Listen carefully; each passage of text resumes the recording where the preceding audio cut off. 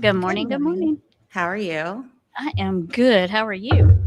I'm doing good today. Good. Good. Moving along, I guess the Yes. best way to put it. I'm Yes. running a Yep. little bit behind. Spring break, I think I slept in a bit Spring extra. break. I've had family with the flu.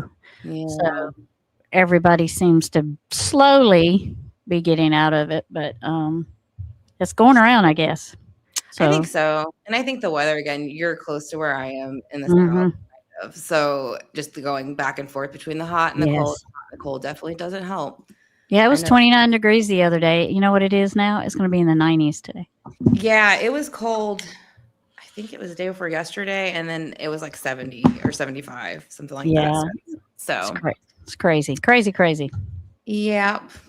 But speaking of crazy, so I had seen this weekend where Joseph Duggar of 19 Kids and Counting has been arrested. So I'm pretty sure you had seen that update also as well. Mm-hmm. And so what were you thinking about that? And hello, Tara. I was thinking another one. I Yeah. mean, that's what I was thinking. Just wow. Hi, Tara. Hi, Tara. And You're good. cooking. What are you cooking? Yeah. I'm curious. That's what I need to do in just a bit. Yeah. But yeah, I was thinking Yeah. the same thing. So now we're on the second child that we know of who has been arrested for, I want to say essay of a child. I haven't, Yeah. we're going to look a little bit more in the clip to it. But so yeah, what was How your kind of how did first he thought of get that? reported? How did he get reported? That's because I want to say um, if this is the second Duggar Right. and the first one, it's been a little bit. Mm-hmm. Ooh, blackened chicken Alfredo. I'm with you, girl. Yeah, that sounds really Blackened good. chicken. I'm with you. Um, and now it's been a while since Yeah, the other one was arrested. right. And so now you got the second one. And where did this tip come in at? Or they had to have been watching them for a little bit, or maybe school or something. But that would lead me to just check out all of them. Right. Yeah, right. You'd want to start really looking into that household Right. and see what's going Right. on, that most of the men coming out of this household are kind of seeming to have tendencies toward children, young Right. children. So now from what I saw, his victim was about 9, I believe, at the time. Yeah, so Okay. here we go. That it was 9-year-old and they were on vacation. So this happened over a span of time, I believe, over about like I think it said almost 4 to 5 years or something. So or at least it was Wow. 4 to 5 years ago. So the child is now about 14 to 15. So they came Okay. forward and said something. So I'm wondering if Okay. this interview that we have pulled up will kind of go into that a little bit more. But yes, it was the child was 9 at the time. And Okay. and what I kind of it reminded me of almost like kind of taking a child in and kind of yeah, like COVID. Like, so I don't know if this child was staying with them, and that's why the wife was also charged later on, or at least arrested. I do know she's been released. So again, we'll kind of look Right. more into the news clips. But Right. from what I was kind of understanding, it was kind of like they were kind of playing the role of a trusted adult figure in this child's life. And that's kind of the role they were letting this child kind of believe they were kind of coming in on in this. And so then they ended up taking advantage of the person, of the child. So the child was not theirs. No, Got you. Okay. no. Yeah. Because So I hadn't looked into it, so I wasn't sure if it was their child or someone else's child. So that's why I was asking how did it this damn cat. it wants to be on, it loves live, Oh, I especially want afternoon, high noon chats. look. Oh, is it in the Oh, how adorable. That's cute. He's too fat to be in there. Okay, He's too just fat. perfect. That fit just perfect, Mom. What are you talking about? Too fat. It's always the ginger kitty. It's Yeah, always been the ginger kitty. I'm just saying. Okay, yours sorry. is real fluffy. Rex isn't as fluffy as your ginger kitty is. Yeah, I don't know. I don't know. Just a different kind of hair texture. I, Yeah. he's different than my gray cat, Toby Binks. He's fluffy like that too. So I don't know. Yeah. I Anyways, always wondered. But yeah, I remember what I was saying before that. I know. But yeah, so I don't think I don't think it has anything so far to do with their own children so far that I know of. Okay. So, Okay. But yeah, we'll kind of look into that clip a little bit more. I'm That's not sure if Tara interesting. has seen a little bit. Yeah, I thought so. And it did say vacation. So I was kind of curious too how that vacation went. So I'm going to try to look up more clips and things, and I'm sure more things will come out, along the time. But I do believe the person's still, a minor, so I don't know how much will come out. Well, if they did it to a child that's not theirs, what are the odds that they're doing it to theirs? Right. Pretty good, probably, in my opinion. Right. So, and that's what makes me think about what was going on in their own household. And you start to think about, to me, again, I always noticed when we would watch the 19 Kids and Counting or whatever it started off as, the mother seemed very childlike to me. She would talk like a child. She dressed like a child. She put her hair up like a child. I mean, they're always talking in this baby voice too. And I always remember thinking like, oh, what? It's so weird. I've never met another, person's mom who talks like that. And I don't think it is. I think it's very forced. And then and then also the girls, never being allowed to wear pants, always having to wear skirts. Again, I'm just kind of looking into it now, and so now you have the second kid coming out too. So it does make you kind of wonder a little bit maybe what was going on possibly with the parents in that household. Right. And hello, Sunflower. Welcome. And I'm sure Rabbit's chat was great too. Thanks for stopping by. Yep. Sunday, everybody's having their chats, I think, pretty much right now. Yeah. Yeah, that's what we were thinking. Yeah.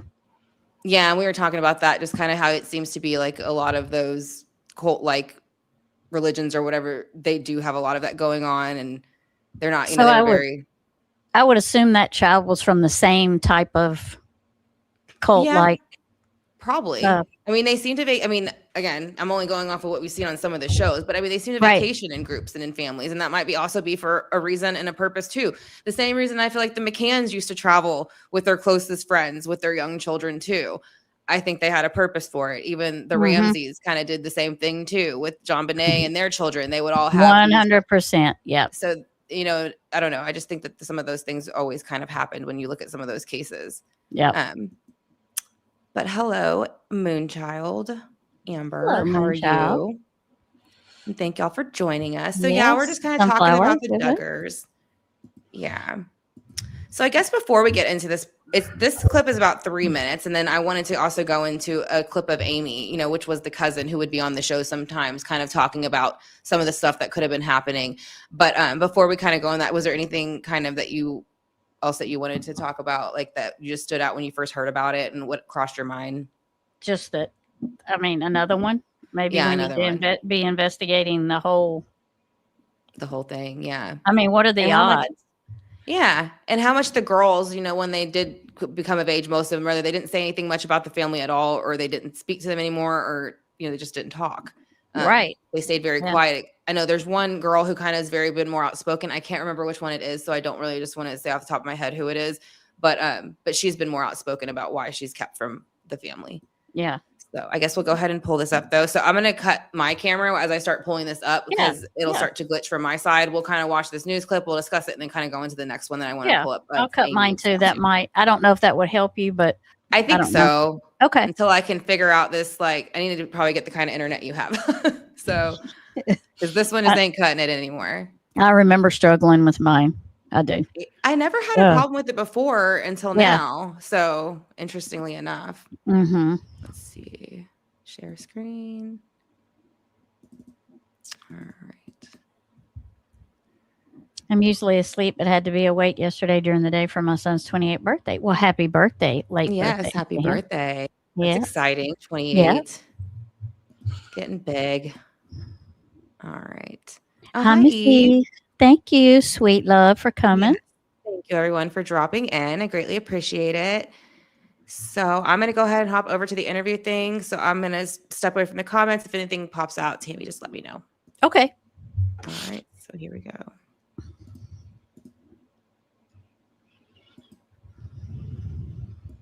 Custody tonight for allegedly molesting a 9-year-old girl back in 2020. Joseph Duggar starred on that TLC reality show 19 Kids and Counting as a kid. You remember the show followed this conservative Christian family with 19 children.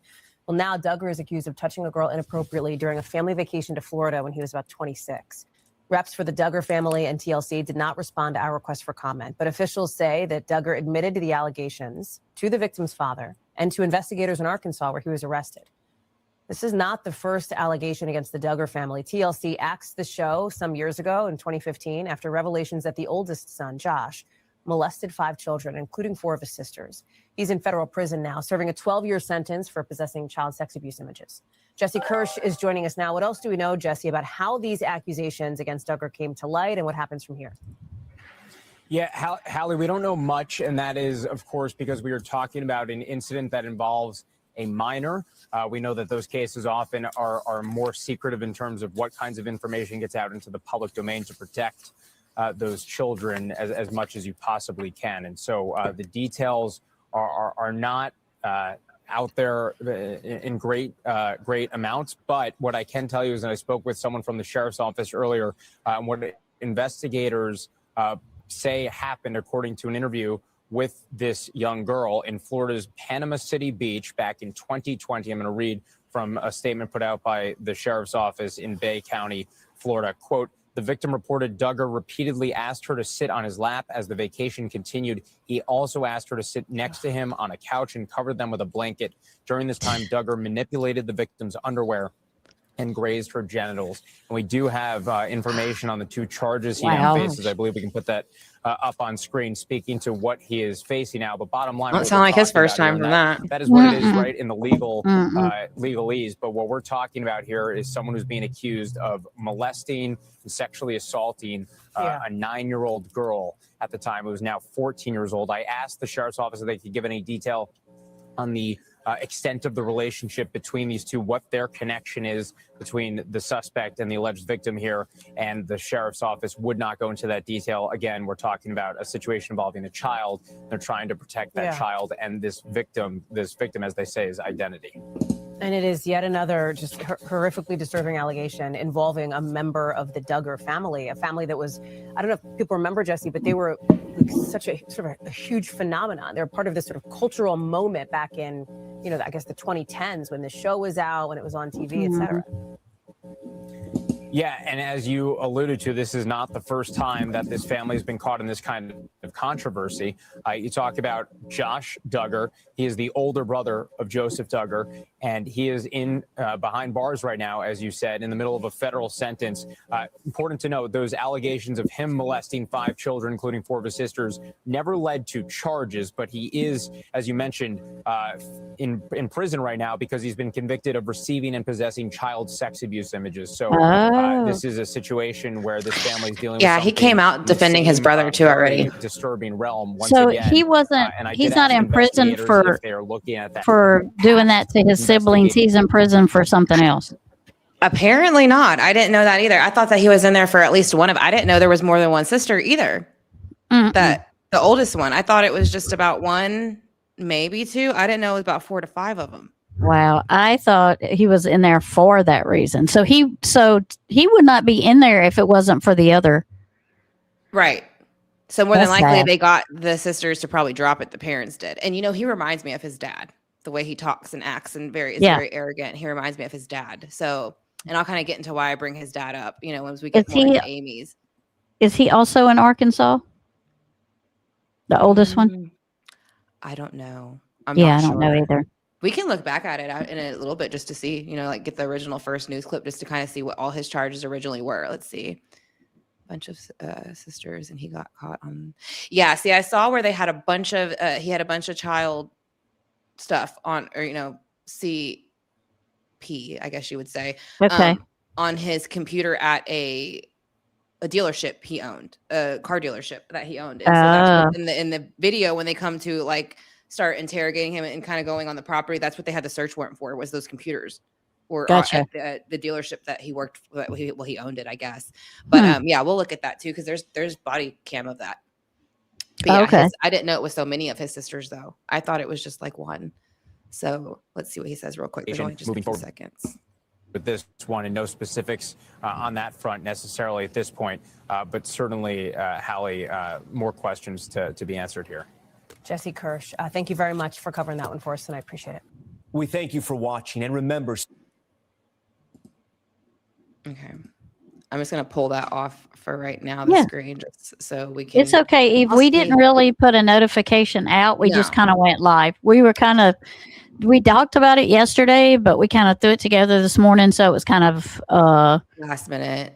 last minute. Yeah, it was kind of last And that's minute. more my why I'm- fault. So yeah, No, that's my okay. fault. But We're not let's the only ones that go last minute. I'm sure. Yeah. Yeah, well, especially on Sunday, you never really, on a weekend too, you never really know what's happening and things like Yeah. that. So Yeah. let me see. I think I am just going to go ahead and kill my camera because it's so bad right now. That's good. Do you That's wanna- fine. I'll do that okay, too. I'm going to kill my Yeah. camera. Why? Because I'm going to look for stuff, and when I do that, it's going to freeze my face and look all goofy Yeah. anyways. Yeah. So, let's see, because I want to find some more clips now. And yes, the wife was arrested. I heard she was let go though, so I'm curious as to why. Yeah. She was let go if she was. But yeah, obviously they had mentioned something that she had done or said or was a part of for her to also be mentioned in it. Yeah. I'd be interested to know if any more people come forward on him too. I wonder if just because she was just an adult there that should have been the protector, but yeah, I guess she wasn't paying enough attention. And it did say family vacation. If you That's what I'm noticed. saying. Do It they said have family age? vacation? Do they have a child that age that this child is friends with? That, or it could have been like a cousin or a family member to her family or Josh's, but I'm Yeah. thinking maybe more like her family for some reason. Yeah. But again, I'm just guesstimating on that. I don't really know yet. So we'll go through more of that to see. I want to get to Amy's, but there was one more interview I want to pull up first though. Hi, Ronnie. Welcome. Hello, Ronnie. She bonded out and has court tomorrow. The Duggars got it sealed, I think. Well, Of why, like what? Here it is. See, Duggar's wife facing charges. Let's see what this says. Hold on. yeah, that's what Tara said. She said they got Okay. Yeah. Yeah, Tara's usually good about having all this, all these Yeah. great information. That's good. All right, so let me share this one, and then we'll pull that up. But yeah, we're gonna go Duggar diving today. Duggar diving Duggar diving. into the dumpster. Here we go. Yeah, Duggar dumpster diving. Yeah.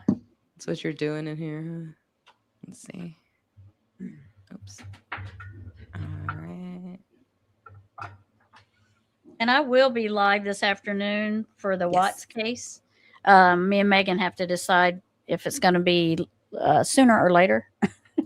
we've got a couple of hours times we're throwing around. Yeah. We're just kind of winging those right this minute, but we'll decide, and I will put it out where you'll get a notification. So Okay, great. Yeah. Good, Tara. yeah. I just went Duggar driving with my sister. See? Yeah, with my sister-in-law. Yeah, You see Tara's little feet trying to jump out the window. Tara with her little feet. Did you have to have something to stand on, Tara? Just I slow down. I would have to have something to stand on. Just saying, I'm only 5'3". Yeah. I would definitely have to have something to stand on Right. before I even got started to digging. Right. That's funny. Okay, let's see what they say really quick about her, because this one's about 3 minutes too, so it's not too long about the wife. Well, tonight, brand new charges filed against Joseph Duggar just days after he was charged with molestation in Florida. This time, charges have now been filed in Washington County. And that's where we begin tonight. Good evening, and thanks for joining us at 5 o'clock. I'm Allie Lynch. And tonight, we've learned his wife has been charged as well. Our Doug Warner joins us live tonight outside of the Duggar compound there in Taneytown. And Doug, you've been following this case all day for us. It's been a very long and very active day for Taneytown police, to say the least. This, again, just want to emphasize, all of these charges that we put out on KNWA, our app, just about 15 minutes ago, broke the news, are completely separate from what Joseph Duggar faces out of Florida. Of course, those are Florida, okay. sex crimes against a minor that he faces there. These are all incidents Yeah, that it happened in reportedly, Florida. He's allegedly been happened extradited. here in Washington County in Gotcha. Taneytown. Let's show you this Forgot video. about that This was part. around 1 o'clock today when I've got word. I got that police were in search of Kendra Duggar to basically serve her with warrants for 4 or actually 8 additional charges. 4 counts Woo. of endangering the welfare of a minor Yeah, there in the it goes. second Yeah, degree, see? and 4 counts of Mhm. false imprisonment of a minor. False These are imprisonment. identical to the charges that were holding her. reported earlier today that Joseph Mhm. Duggar also faces here locally. They tell me these charges stem from the beginnings of their investigating the case out of Florida that dates back to 2020, where a young person has come forward and made claims that Joseph Duggar touched her inappropriately while they were in Florida, Panama City Beach. During that investigation, they said they uncovered these alleged incidents. So Basically, they came to this compound that we're calling it. It's the one that was featured on the show, 19 Kids and Counting, for so many years. At the gate for at least a half hour, the gate would not open. Then I'm told that they were told that she would turn herself in at the Washington County Jail. And I confirmed that just a short time ago, that is what took place. She has turned herself in at the Washington County Jail. So with Joseph Duggar behind bars, awaiting extradition to go to Florida to face those sex crimes with a minor charge. Now he's faced with 8 additional counts, a combination of endangering the welfare of a minor, as well as in false imprisonment, both second degree. Those are the identical charges now his wife faced. I specifically asked, when did these alleged incidents take place? They could not give specifics. Obviously, this is still an active investigation, but it does seem to be, they allege, in recent history, as they also uncovered it just this week. We're going to stay on top of that. We're going to hear from the Taneytown Police coming up at 6 o'clock. We just, again, as we speak, Taneytown detectives visiting with Kendra Duggar at the Washington County Jail, where she's turned herself in to face those 8 misdemeanor charges, the same charges Joseph Duggar now faces behind bars as well. Allie, back to you. All right, Doug, fantastic work. Thank you so much. We'll check back in with you coming up at 6 o'clock. So they said that she had COVID, but she really didn't. They were holding her under the pretense that she had COVID to keep her away from her family. Yeah, I don't know. Yeah, I'm not really sure. I didn't hear that part, if that's what they did or not. I don't know if it was just during that time frame and they used that, or if that's just, what they actually said. Withholding her, they were in they were keeping her. Yeah. So did they say were they using COVID as the reason they were keeping her? Like, oh, well, she had COVID, so we were, you know what I'm saying? Yeah, I don't know if I don't know if they use that as a reason, or it just happened to be during COVID, or if they'd said some other reason to her. Okay. So, but no, it's their kids, Kendra's kids. I think they locked them at night. Oh. Yeah, because I kind of heard it reminded me of something where like they had this girl, like they somehow convinced, I don't know if it would have been a parent or a guardian or something, that this girl could come stay with them or something like that. And it was supposed to be, that's kind of what I had heard it happen. I don't remember exactly what I saw it on. That's kind of where I because it's somebody else's channel who was discussing it. And I don't know if their videos, like they want them shared or not, There's 4 counts of that. So it probably meant 4 kids she was holding. Yeah. I would think. I don't know. 4 different occasions if she was there for longer. That's true. Yeah. Mm-hmm. Something in their house. Yeah. See, I heard it happened in their house. Like they had taken this kid to their house, and then like they were kind of letting people think that this kid, they were helping this kid out, just letting this kid kind of live with them kind of thing. And they were taking advantage of the kid. That's a huge house. Mm-hmm. Yeah. Compound on top of it. You're right. I remember watching them when they got married. I remember thinking, this girl is so sweet. Yeah. Well, even like the oldest one's wife too, the same thing. It looked just like his mama, acted just like his mama, talked like, but same thing, real quiet, real calm, real meek and mild, and then you find out all the CP and porn with the older, I said porn anyways, but whatever, that's what it is. But you know what I'm saying, that you find out all this stuff. So she knew that the oldest son was doing that too. She wasn't naive to it. No. So yeah, a lot of them, they just seem so sweet, right? Yeah. So, and then that's why I want to bring up this cousin's interview next, because then they started bringing up, picking apart Amy Duggar's book, which was the cousin's book, who had stayed and lived with them for a bit. And then that's when coming to give you all the latest information and updates on the Duggar case, as well as so I'm gonna stop sharing it real quick so it doesn't automatically pop up.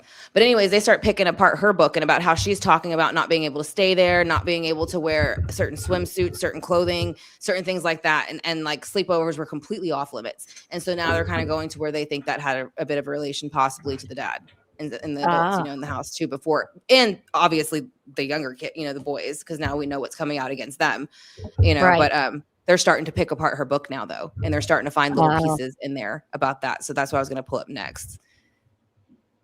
Where she's kind of hiding what happened in her book. Kind of like she's saying it, but not directly. Yeah. So it's I'm pretty sure. Eventually, with as many of them doing what they were doing, she probably did figure out one day it's going to come out. And then this was her way of kind of dropping the hint. So she blames alleged CS abuse on toxic family cycles. So I'm going to pull that one up. I feel like the dad is one for sure, and the mom is one too, or she just turned a blind. Either way, she's guilty of it too. So it doesn't matter if she's actively she's in the same she's like we were talking about. She's told you will do it this way, and I'm the boss. Right. And you see her in a lot of those telling the girls to behave like they're supposed to and wear what they're supposed, you know what I mean? So she's making sure that they're going to behave like they're supposed to. So they're wanted the way they're supposed to. Is that mom's sick too? They're all sick. You will conform to what we're saying you do. Yeah. You're going to be a sweet young lady. Okay. Be sweet. Yeah. How many kids? Yeah. Be sweet. Have sweet dreams. Like, damn, you even invade their head and their dreams. Yeah. Crazy to me. But I want to pull that up real quick because I just thought it was interesting and I wanted to see what she talks about in this interview, the cousin, and about how she would. I don't know how much she goes into that on here about the book, but she's talking about some type of abuse taking place. So let's see. She's related to the Duggar side. When you heard this news, yeah, and I believe she is the dad's probably biological. I guess you would say niece. Gotcha. Okay. Related to the dad's sibling somehow. About your cousin Joseph. To be honest, I was absolutely and utterly broken. It's extremely heartbreaking to know that someone who you once had so much fun with, who you loved, who he has such a great personality, could ever become allegedly, a predator. And so it is really, really hard to take in. And I am honestly having a very hard time comprehending it. But at the same time, I'm also not surprised that something like this was bound to happen again, because when you're in a toxic cycle and a pattern, and that's just what happens, because you toxic are cycle. I mean, happening secrecy, generation to generation. Accountability is something that is not approved. Did you ever have any suspicions about Joseph? I had zero suspicions. He is the last person in the entire family that I ever saw something like that ever happen. So how much worse are the others? Why do you think that you saw a different version than what's now being said about him? He was joyful. He was fun. We had inside jokes. He was the laugh of the party. He was so kind and so humble and so great. And so it really hurts so deep knowing that it's Joe. You said, obviously, this news is very heartbreaking to you. How are you digesting everything? How do you wrap your mind around something of this magnitude? She's very pretty. I honestly think anyone that is healthy and is a sane person cannot wrap their head around hurting a 9-year-old. I mean, she was any. And I think first and foremost, okay, go ahead, Tara. Acknowledge the fact of how brave this young girl is for coming forward and talking and and saying this isn't right and wanting justice. If this whole thing is true, and I agree, Ron. it does. I can't wrap my head around it. It's just something that I hate that it's happening again. And you so you notice she said something that's interesting. We'll talk about. What's up?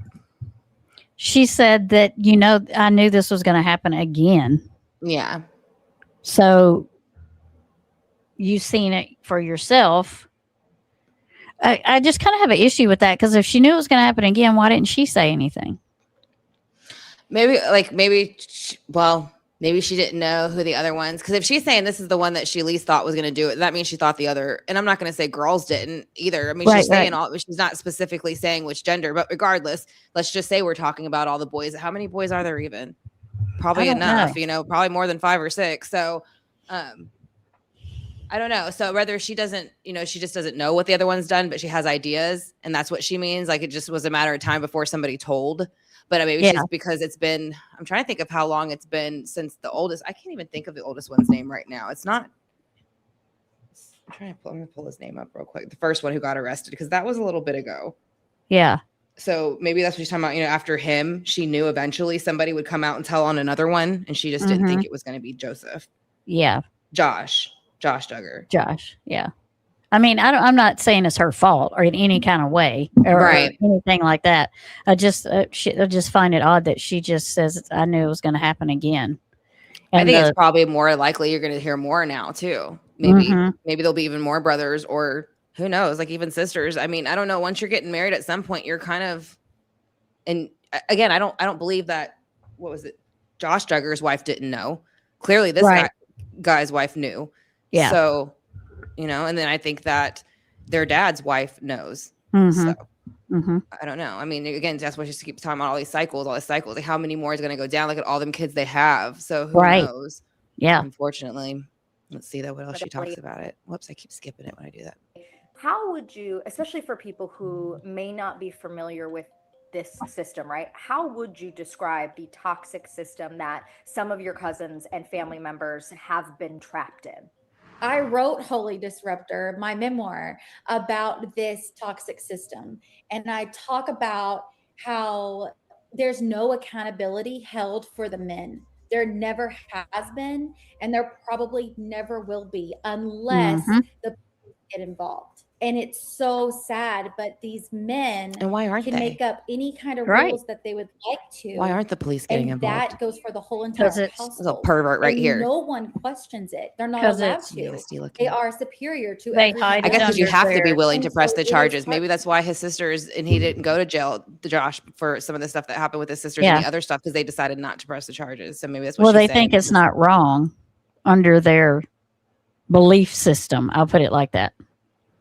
I think they know it's wrong, but it's like, they're like you said earlier, they're using it to cover it up, their behavior, what they're doing. Yeah, very much using the belief system to cover it. Yeah, that's my opinion. But yeah,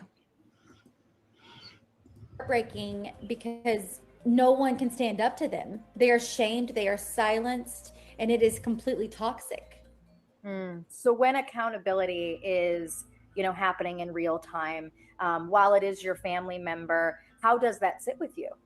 I can be heartbroken for the person I thought someone was, and I've had to do it before. But at the same time, I want justice to be served. I want that victim, that sweet little girl, to know that her voice matters and that someone is going to be held accountable to it because of it. And I just want the truth to be told. The truth has been so hard to find in my family. It's something that has always been hidden. I talk about it in my book again. This is not something that has happened one time. Okay. It's not contained to one person.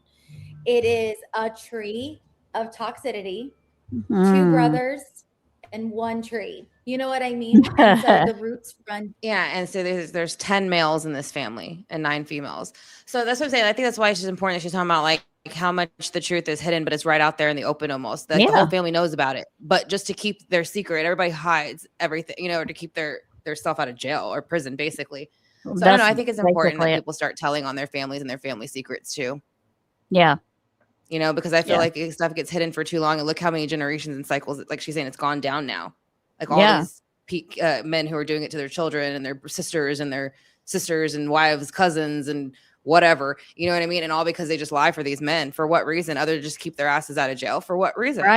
Right. That's where they belong. So that's what I'm saying. I think it's important that you start telling family secrets. They shouldn't be kept in the first place. Because you're going to continue the cycle. They're going to do it to their kids, and then so on. Yeah, and then or somebody else. I mean, and you end up with a bunch of perverts in charge of the United States of America. Like the island. Yeah, you know what I'm saying? It goes that way. They're already trying to get rid of everybody in Hollyweird. I mean, I don't know why you want to fill it back up. Yeah. Well, that's the thing, is hiding those kind of bad behaviors eventually leads to something bigger and something bigger and something bigger, because it just does. That's the way things are. You do something bad, eventually you have to do something worse to get the thrill that you originally got from doing that little bad thing. Yeah. So. And there's one in particular in Hollywood that she just keeps getting worse and worse and worse. Mm-hmm. I think me and you've talked about her before. Oh, yeah. Yeah, there's a lot of them. Mm-hmm. But yeah, they're all connected. So We'll see. Deep, if you ask me. But I will always say this: the light will always be exposed. It can always expose the darkness. and the light is shining real bright right now. And I am just wanting answers for the victims, and my heart goes out to Kendra so much because she is You better hide, girl. wonderful. She's beautiful. She's the kind of kindness that I wish I had sometimes, you know? And so I just pray for her children and everyone involved that there will be answers and there will be justice. Have you I'm spoken to Jill. Kendra? I have not. I sent a text, a very polite, small text that just said, "I'm here for you. I love you, and I'm truly, you're in my prayers." So was this before she was arrested? I'm curious about that too, because I'm like, if she was arrested for the same charges, how is she feeling sorry for her?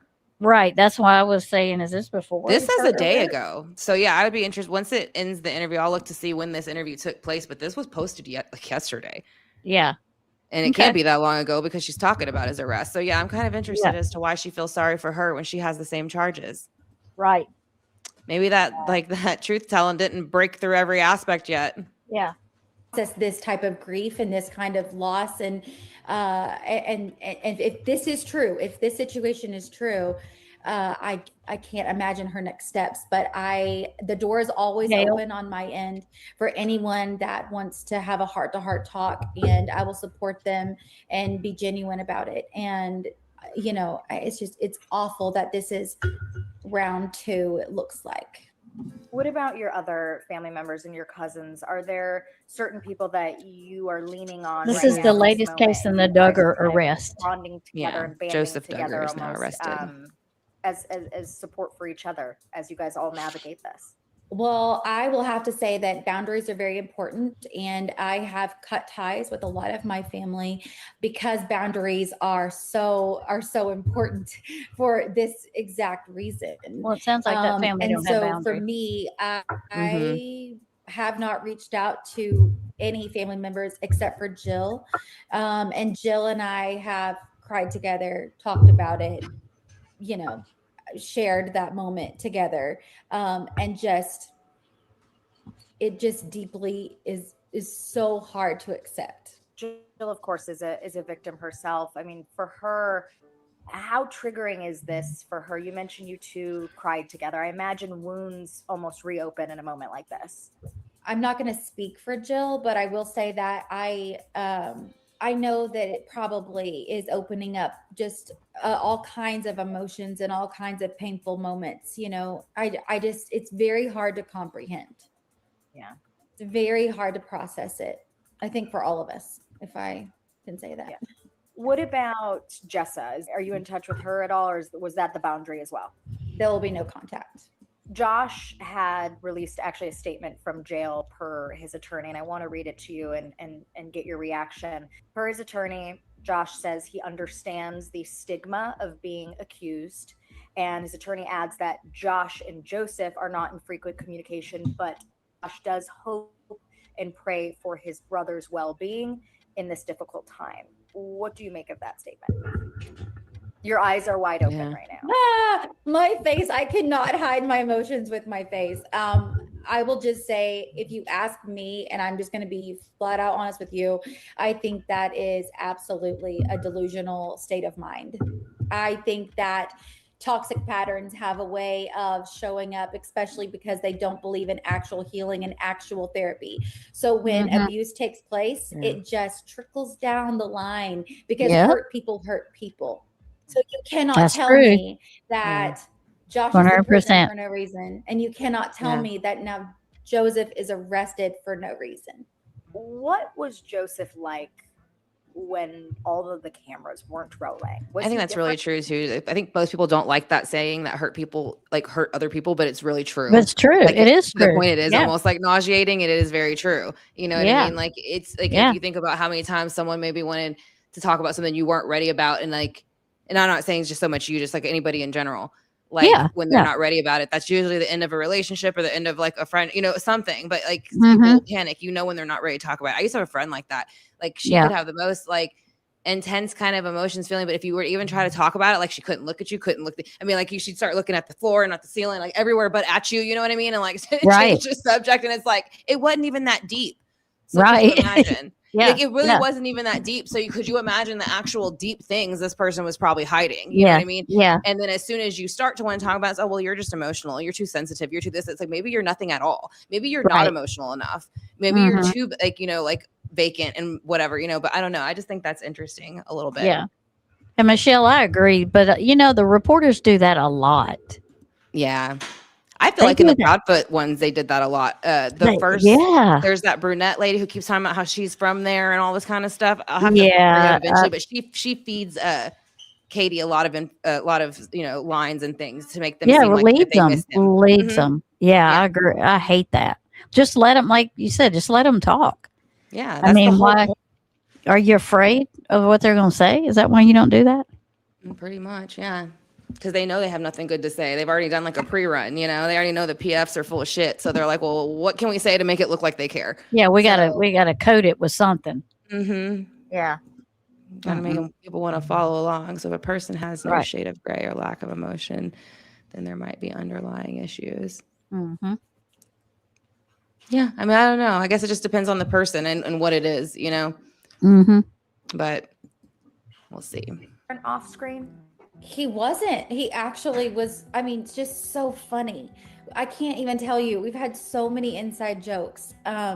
He always helped. He always was like Mr. Fix It. He always just like hung out and was just so fun. He really was like he had the best personality. He was my favorite guy cousin out of all of them. Like Joe was like a teddy bear. Then he was like hit it well. The sweetest guy. Mm-hmm. And so that's what makes me go like, wow, because I thought Josh was charming. I thought he was kind. I thought he was a good husband. I thought he, had all of these wonderful qualities.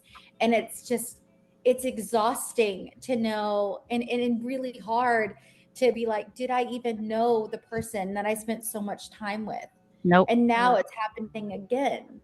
And so I'm not a victim, nothing like that, but it's just really hard to look at the news and realize the person that I thought I knew, maybe I didn't. I'm always fine with my autocorrect. Always. Portion of that statement too. Oh my gosh! I have to check stuff I send. It says Josh lives. Oh yeah, all the time. If I do talk to speech, I still have to because I have such like a list from when I broke my jaw. Like my talk to text don't even know what I'm saying. It'll send me stuff, and I'm like, that was not even what I said. Nowhere near close. Thank God I read that, because if I send this to somebody, they're gonna be like, "What? Yeah, what did you just say to me? What? You having a stroke? No, I'm just kidding. Yeah. Are you okay? What are you talking about?" So yeah, no, I have to. And talking just doesn't work for me because, I mean, I guess it's the Southern, because they just say words that I'm like, what? Yeah, the autocorrect don't work for me usually. Yeah, I can't. It doesn't work. Okay, well, we'll see what the rest. I don't remember what she just left off on, like shiny things. I don't remember. She didn't say anything. Yeah. No, okay. I feel like I forgot already. No, it's because she didn't say nothing. Life, and how the targeting of a person for publicity can twist the truth into sensationalized fiction. That's what you're doing. Wow. I would say, okay, well then why did Homeland Security have evidence against you? How many personalities possibly do you have? Oh, I would just say personalities, that's my opinion. Yeah, here we go. I'm about to put that in for a reason, because literally, there's probably multiple personalities. Basically, is what she said. So then, right, they were so abused, they have dissociated into different personalities. Is what she just implied. Is what I can see that. I can see that. Well, yeah, because you look at how they are on TV, and then to be again something of what they are behind closed doors, you have to have like a whole mask, a whole persona, and like be able to charm and all those things that she was saying. And she even thought the oldest one was the most charmingest one, and he was.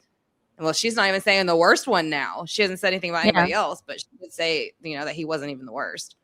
Well, you have to put yourself out of that terrible place that you're being abused in, and be somewhere else, so you don't feel it, or you're not trauma. You know what I'm saying? Yeah. You have to put yourself, recognize your trauma that you got from it. Yeah. So you put yourself in a different place. Well, I'll just put myself over here till it's over with. Mm-hmm. Yeah. So you put yourself in a different place. Well, I'll just put myself over here till it's over with. Yeah. So you put yourself in a different place. Well, I'll just put myself over here till it's over with. Yeah. So you put yourself in a different place. Well, I'll just put myself over here till it's over with. Yeah. You know, and that's it. And then bless your heart, now you have, two different personalities because you try to escape to one so you don't have to, get away from the other. Yeah. Yeah. So I can totally see that. Yeah. Yeah. That's crazy though. It is. For her to say that But she just said it. Yeah. She just. Yeah. She said it. She said Yep. his personalities. How many do you right got? now? But at the same time, toxic patterns will continue. There will be more people. There will be more victims until this is stopped.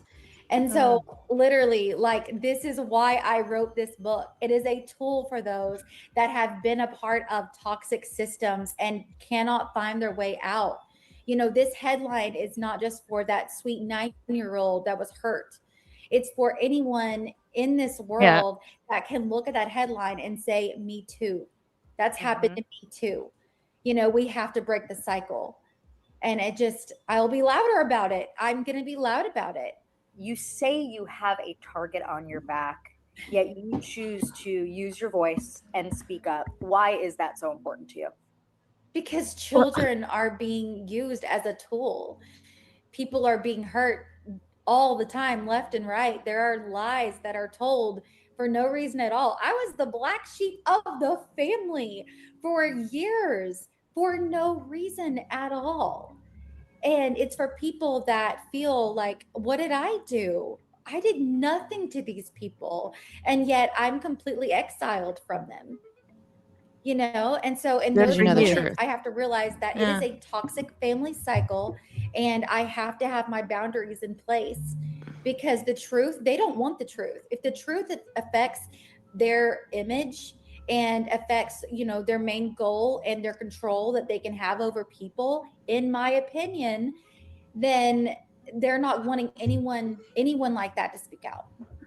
To be able to use your platform now to help others, and with what you do and with the book and all of that, the response that you have gotten, how does it make you feel?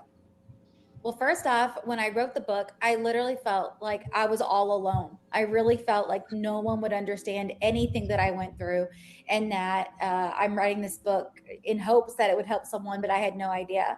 And then after the book came out, I am overwhelmed by the amount of people that have reached out and said, this was my life too.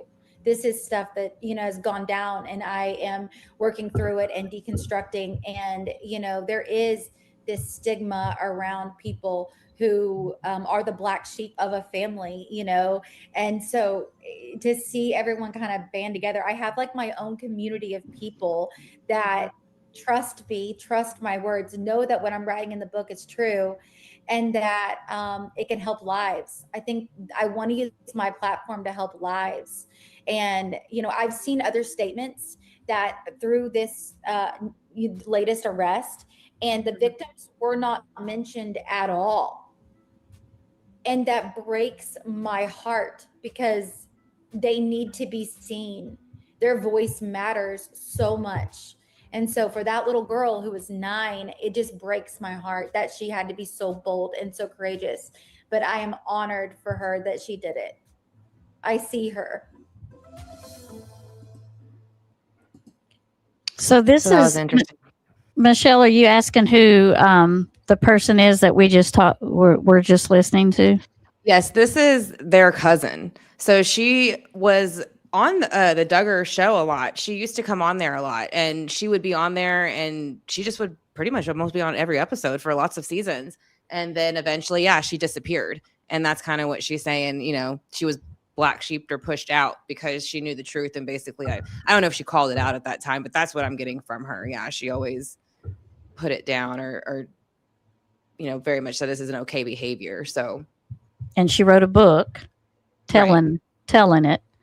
And so now she's, and she just said, I had to distance myself from the family because of boundaries. Well, it's obvious they don't have them. Right. That family doesn't have boundaries. So she would have to do that. Yeah, she would have to leave that family because they don't have boundaries. And if she stayed, it would just be toxic for her. Yeah. And how much more too, like she saw and knew, you know what I mean? Because I feel like she was black sheep really before the book even came out. Mm-hmm. And Oh, it's yeah. interesting too, like, you know, the phrase even black sheep, because when you look at the phrase of like what people even get called black sheep, it sounds like it has like such a bad like stigma to it. But Mm-hmm. usually like black sheep are just the people who want to tell the truth, who don't want to be like conform, right? Right. So does that really make you a black sheep? Again, it just has a bad like meaning. Yeah. I mean, yeah, they put it automatically to you've done something wrong in the family. Yeah. And So, not that you've distanced yourself because the family is doing what something we've wrong. done. Right. Yeah. So I don't know. I just kind of find that interesting too. Over the longest, she kind of was always like, what's wrong with me? What did I do? What did I do? And she's saying she really didn't do anything other than just notice what they were doing wrong. Right. So I just thought that was kind of interesting too, how she brought that up. She's writing it from their perspective, but she's never been mistreated, has she? That's what she's saying. She says she never has. But I think it was buried because, like, from what I got to when I saw, and you know, I'm gonna see whose video that was, and if they don't mind if their videos were shared, because they were talking about her, you know, particular part of her book where she says that she wasn't allowed to stay at their house, like spend the night at their house. She wasn't allowed to wear a bathing suit or anything that would have shown anything at their house. So her parents very much knew what their brother or sister-in-law or whatever was, in my opinion, for her to be, very controlled even when she was there. So, I mean, I think it's interesting they let her go and be there so much on TV if they knew that what could have possibly, if there was SA going on in the house and that, you know, the family members were taking part in that. But I don't know. I just thought that was interesting too, a little bit. Maybe they allowed her to be on there because they knew she would be on TV. And then once that episode was shot or her part, she would be leaving. Maybe they thought things wouldn't happen too if somebody else was there that wasn't a part of that kind of behavior, and thought maybe they could expose it if it needed to be, but they don't walk the stereotypical. Yeah. Not at all. We could also see. Oh, we read that one already. From it just came in. Again, if I don't see someone's comments, just let me know, because again, my comment section is doing the same thing as it did before. So there's some I see and some I don't. I think we read it already. Okay. So yeah, I don't know. I just wanted to watch an interview with her and then maybe look more into a little bit of some of like her book and some of just the things that are in there, and to start kind of going through that too and just see what we see. Yeah. About her book and then what she exposed in that, because you just kind of wonder now how long that was going on too. Yeah. I want to pull up Josh Duggars. She's saying the Duggar parents wouldn't let her wear anything. The girls couldn't wear pants or short things. Right. They couldn't wear short skirts or shorts or. Yeah, wouldn't let them wear anything. The girls couldn't wear pants. Right. See, but I still think it's weird they couldn't wear pants, but they could wear skirts, knowing that these boys were probably, again, what they even gave an example of doing, sitting on a couch and taking advantage of them in the skirt, right, or something of that sort. So they made them wear skirts. So that's what I'm saying. I feel like the mom was probably encouraging some of the behavior, in my opinion, when you look at it that way. If because there's no way these people didn't know. Right. They were in charge of taking care of the other kids. So you don't think Amy is the same religion? No, I don't think she is. Yeah, I don't think she is. Jill also has a book. Okay. Well, now was Jill the one that? Because I know one. I don't know if it was Jill or I always say I can't remember the other one, but I don't know. One of them was the one that kind of came out more against Josh, and I feel like it was Jill. Control factor, yeah, control. Let's see though if I can. Interrogation video, but let's see. A search warrant.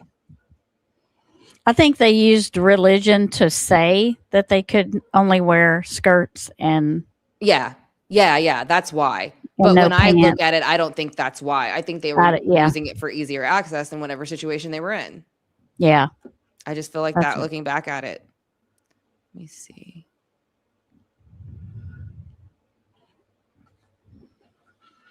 Because I'm going to pull up Josh's almost, but there's so many things of Joseph right now. You almost can't even find nothing on Josh. Let's see. I wonder if this says anything.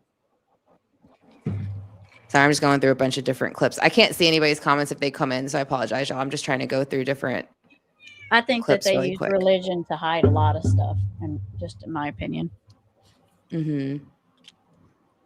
And now that's all coming out too. How a lot of, and like what we were talking about with the circumcisions earlier, the stuff I told you, I'm not gonna go too into detail with that, but that blew my mind when I heard what they were doing during them circumcisions. I cannot believe that. Those things should be banned too. Like you should be arrested on spot if you're doing that kind of stuff. Are you kidding? That's disgusting. And them circumcisions that they're holding. It should be in a hospital, not allowed to be even done. Not in an apartment. Yeah, not in someone's apartment with a bunch of people standing around in an unsanitary way with what I heard they were doing in them. That is absolutely horrible what they're doing for them circumcisions. Oh, thank you, Michelle. Been in your chat a couple of times. Very laid back, so I subbed up, ladies. Very nice. Thank you. We appreciate that. Let me see. We try to be. We don't like a lot of drama stuff. We try to stay away from that. Yeah, every now and then I'll get like a little, frisky at us or something. Yeah, but but we don't do the other kind of drama. No. There's always drama with true crime. You can't get past drama. Yeah, there's always something you can find here. Yeah, it's just drama in the situation itself. But yeah. Here, I want to see what this is showing where he just spoke out. Josh, I'm gonna pull this up real quick.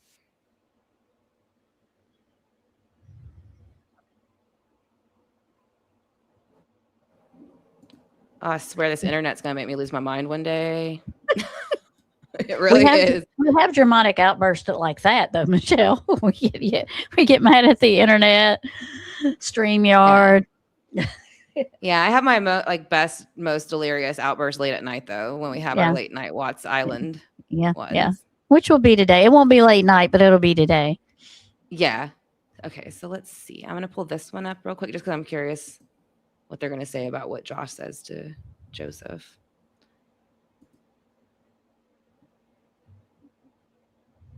It is disgusting. I just can't. I can't even see you doing that to another child, much less your own.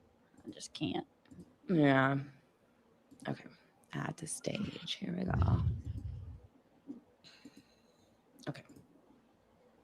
19 kids and counting alum Joseph Duggar has been arrested on child molestation charges, and now his older brother Josh Duggar is speaking out from behind bars. The convicted sex offender released this statement through his lawyer via the Daily Mail. Josh lives with the painful reality of how false accusations can destroy a life. He understands how the targeting of a person for publicity can twist the truth into sensationalized fiction. Josh, who is now 38, added that he's deeply saddened by the charges and can relate to the stigma of being accused. In 2015, the devout Baptist family's TLC show was canceled after a 2006 police report became public, detailing disturbing claims. The eldest brother of the reality TV family had been accused of molesting several minors, including his sisters, when he was a teenager. Josh was 14 or 15 at the time, and his sisters were ages 5 to 11. And what's wrong with him in this mugshot? He looks like and really Jim happy. Bob Duggar later admitted on Fox News that 4 of the 5 girls Josh allegedly molested were indeed his siblings. Josh was never charged over those accusations. However, years later, he was found guilty of child pornography possession. Prosecutors said he downloaded 600 photographs and 7 videos. How is that being falsely accused when that abuse. stuff is there? He's currently serving a 12-year sentence at a low-security federal prison in Texas, with an expected release in 2032. So creepy. Josh's statement from behind bars comes just 2 days after his younger brother, Joe Duggar, was booked in Arkansas. The 31-year-old father of 4 was charged with lewd and lascivious behavior involving unlawful He admitted sexual to it, though, like activity right with a away. minor. The He's other one awaiting denies it. extradition to Florida. This one?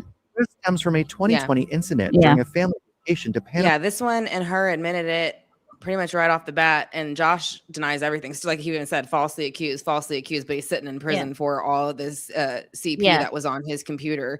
But and him saying, well, I know what it feels like to be falsely accused. No, sir, that was your dealership, your computer, your router, your stuff, your accounts. Yeah, and so like this one right here. Yeah, a true narcissist. Take it to the grave, right? Never lie. Yeah. Like Tara, lie till you die. According to the now 14-year-old victim's forensic interview, Joe repeatedly asked her to sit on his lap, and under a blanket on a couch, he allegedly rubbed her thighs and, quote, manipulated the victim's underwear and grazed her genitals. She was 9 at the time. The accused, Joe, and his wife Kendra have 4 young children, Garrett, 7, Addison, 6, Brooklyn, 5, and the youngest, Justice, was born in 2022. A family spokesperson told Page Justice, 6 really? the Duggars do not have a statement at this time. Of course they don't. Oh my gosh. I'm gonna stop sharing that one and see if I can find, because there was one more. And the fact that his lawyer let him put it out there. I know what it's like being falsely accused. You're in jail, dude. You're in prison. I guarantee you they probably told him to shut up and don't say anything. And he's probably like, well, like, you can't tell me what to do. I'm innocent. Just like everybody else here. And everybody's laughing like, okay, that's why you're in prison. Exactly. He's innocent. Because Just like you are everybody else in prison. innocent. Yeah. Wow. Yeah, but from what I heard, this Joseph, though, didn't put much of a fight about it. He just said straight up, yeah, he did it. He didn't fight about it or nothing, where the other one has. But let me see. I feel like there was one more I wanted to look at as far as their interviews, but I'm not. Michelle said, I love true crime since was a child living in an area of a real life serial. I can't talk. As young kid and adult, want to keep brain exercise by healthy debates and fun way. Absolutely. Yep. And I think it's great because it is always a debate. Everybody always has like a different, I think, even for the most part, like, I don't think like we disagree on a lot of the Watt stuff, but I think we still have both different routes we kind of go down. Same thing with Sebastian. Same thing with Summer. I feel like I still like, but I mean, I still like, I can see your side of it and be like, yeah, I get why she thinks, you know what I mean? I think you can see some of mine and see why I think that too, so it's nice. Yeah. It keeps your brain healthy and moving. Yeah. Attend a church reform thing for doing that to his sisters. That was prior to. Oh, okay. Yeah. So wasn't he supposed to be like a minister too? Like becoming a minister? Oh God. I think Josh is what he was also doing. Like he was supposed to be, like, I don't know if his dad was one, but I feel like his dad was too. Well, I know they said they have they're a Baptist religion, but I'm in the South and I don't know any Baptist religion that will not allow you to wear pants. I think they just say that because of the stigma that religion has. There's 2 other religions that will not allow that, but Baptist, I've never I don't know much. I'm in the South too, and I don't really know any Baptists. I mean, I'm sure there is some down me, but we're mainly like Christians and Catholics around where I'm at. Yeah, much. We don't really have much of anything else. I have quite a few. I mean, there's quite a few Baptist churches around my area, and none of them are like that. They all wear pants. And now there's 2 other religions that don't allow that are around here, but I mean, they're not Baptist. Isn't that what they were on Footloose though? When they couldn't dance and wear certain things, wasn't it? Was it Baptist? I don't remember. I don't know. Footloose. They couldn't sing and they couldn't dance, and everything was the devil. I can't. I don't know.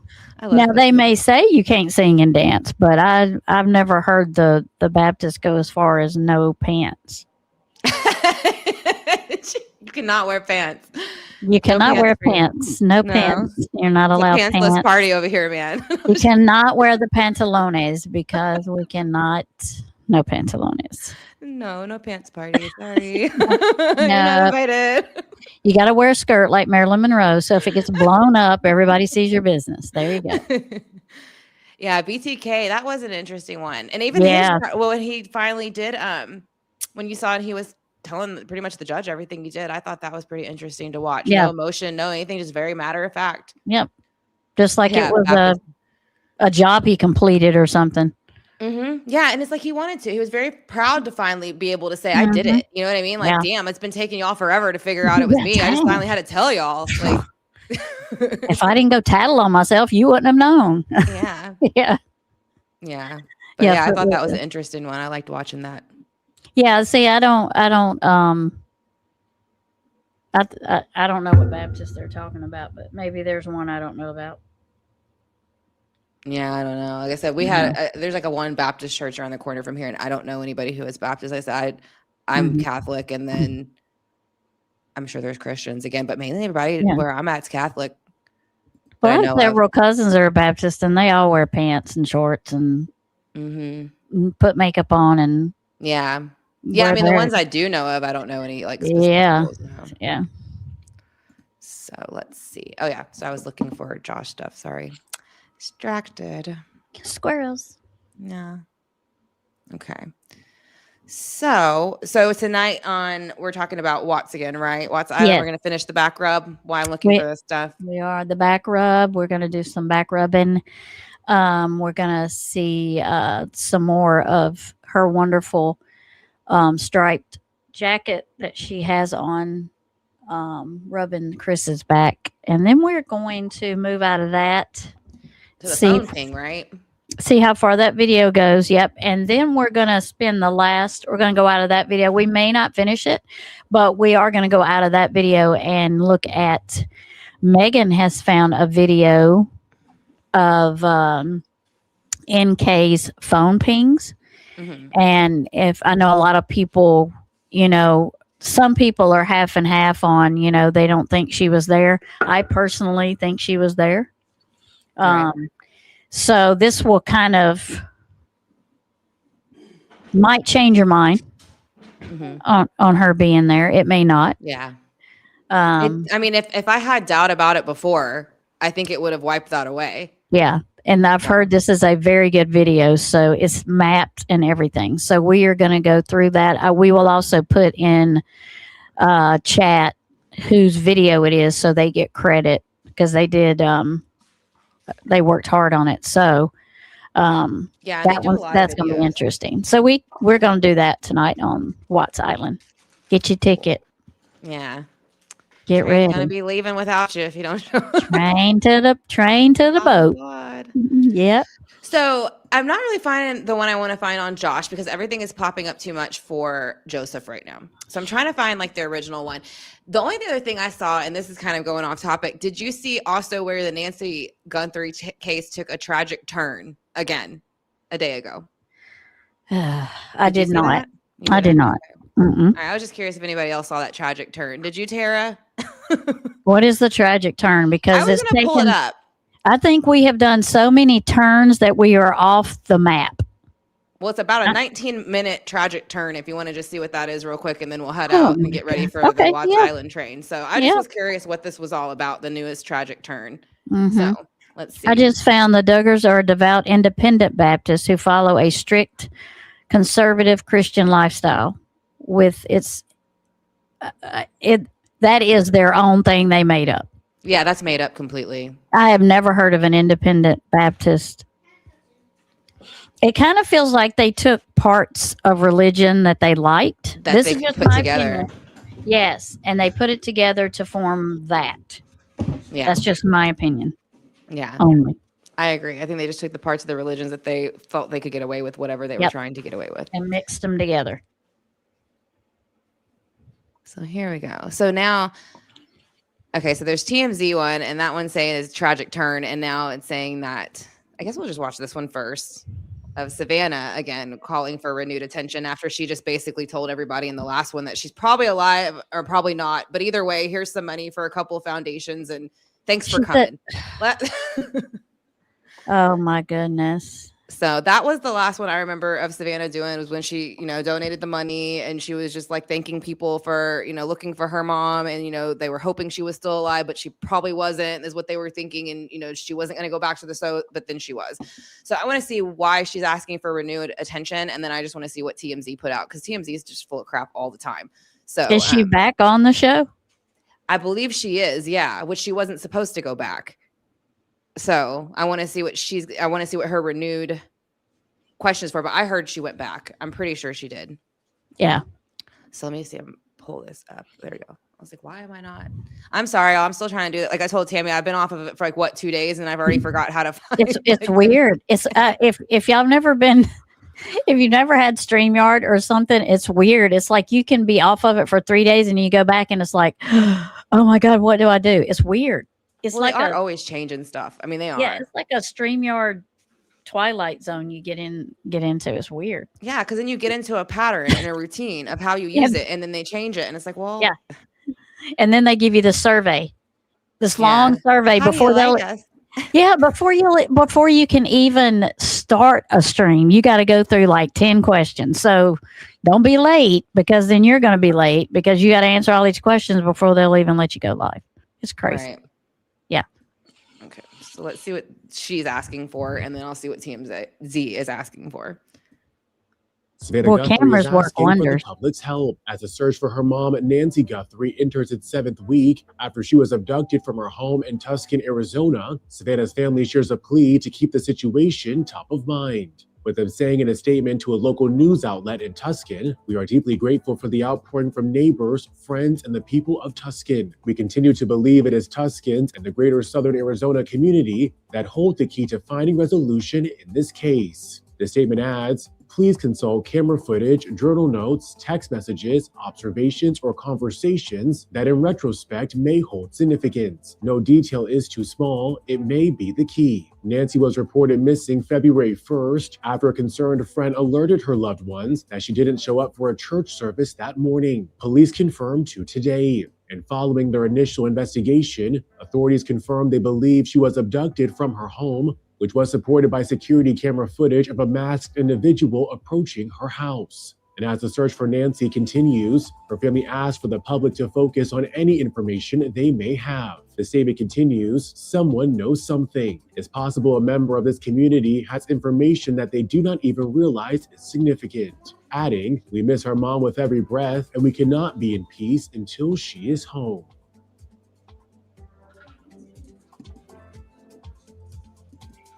I guess that's it for that. So yeah, again, nothing new there, just the same kind of reiteration of what they already kind of asked. But like, I feel like that's even the first time that they, and I could be wrong, I feel like that's the first time she even asked for more details on people's cameras and kind of is going with that route too. I don't know. Maybe she did ask that already, but so I don't know. I didn't see anything different in that. Did you? No, I don't know what tragic turn it is. I don't either. That's what I'm trying to figure out. They're always saying something, and here's the tragic turn. Clickbait. So, clickbait. Click. But why are we still doing it? 7 weeks since. Okay, I'm sorry that she's gone, but okay, we're on 2 years now that Sebastian's been gone. How many years that Summer's been gone? Yeah. Well, here's the thing. If, and I think it was an inside job, my opinion only. Right. She has the medication she needs, and to survive. Yeah. And she also has a pacemaker. Yeah.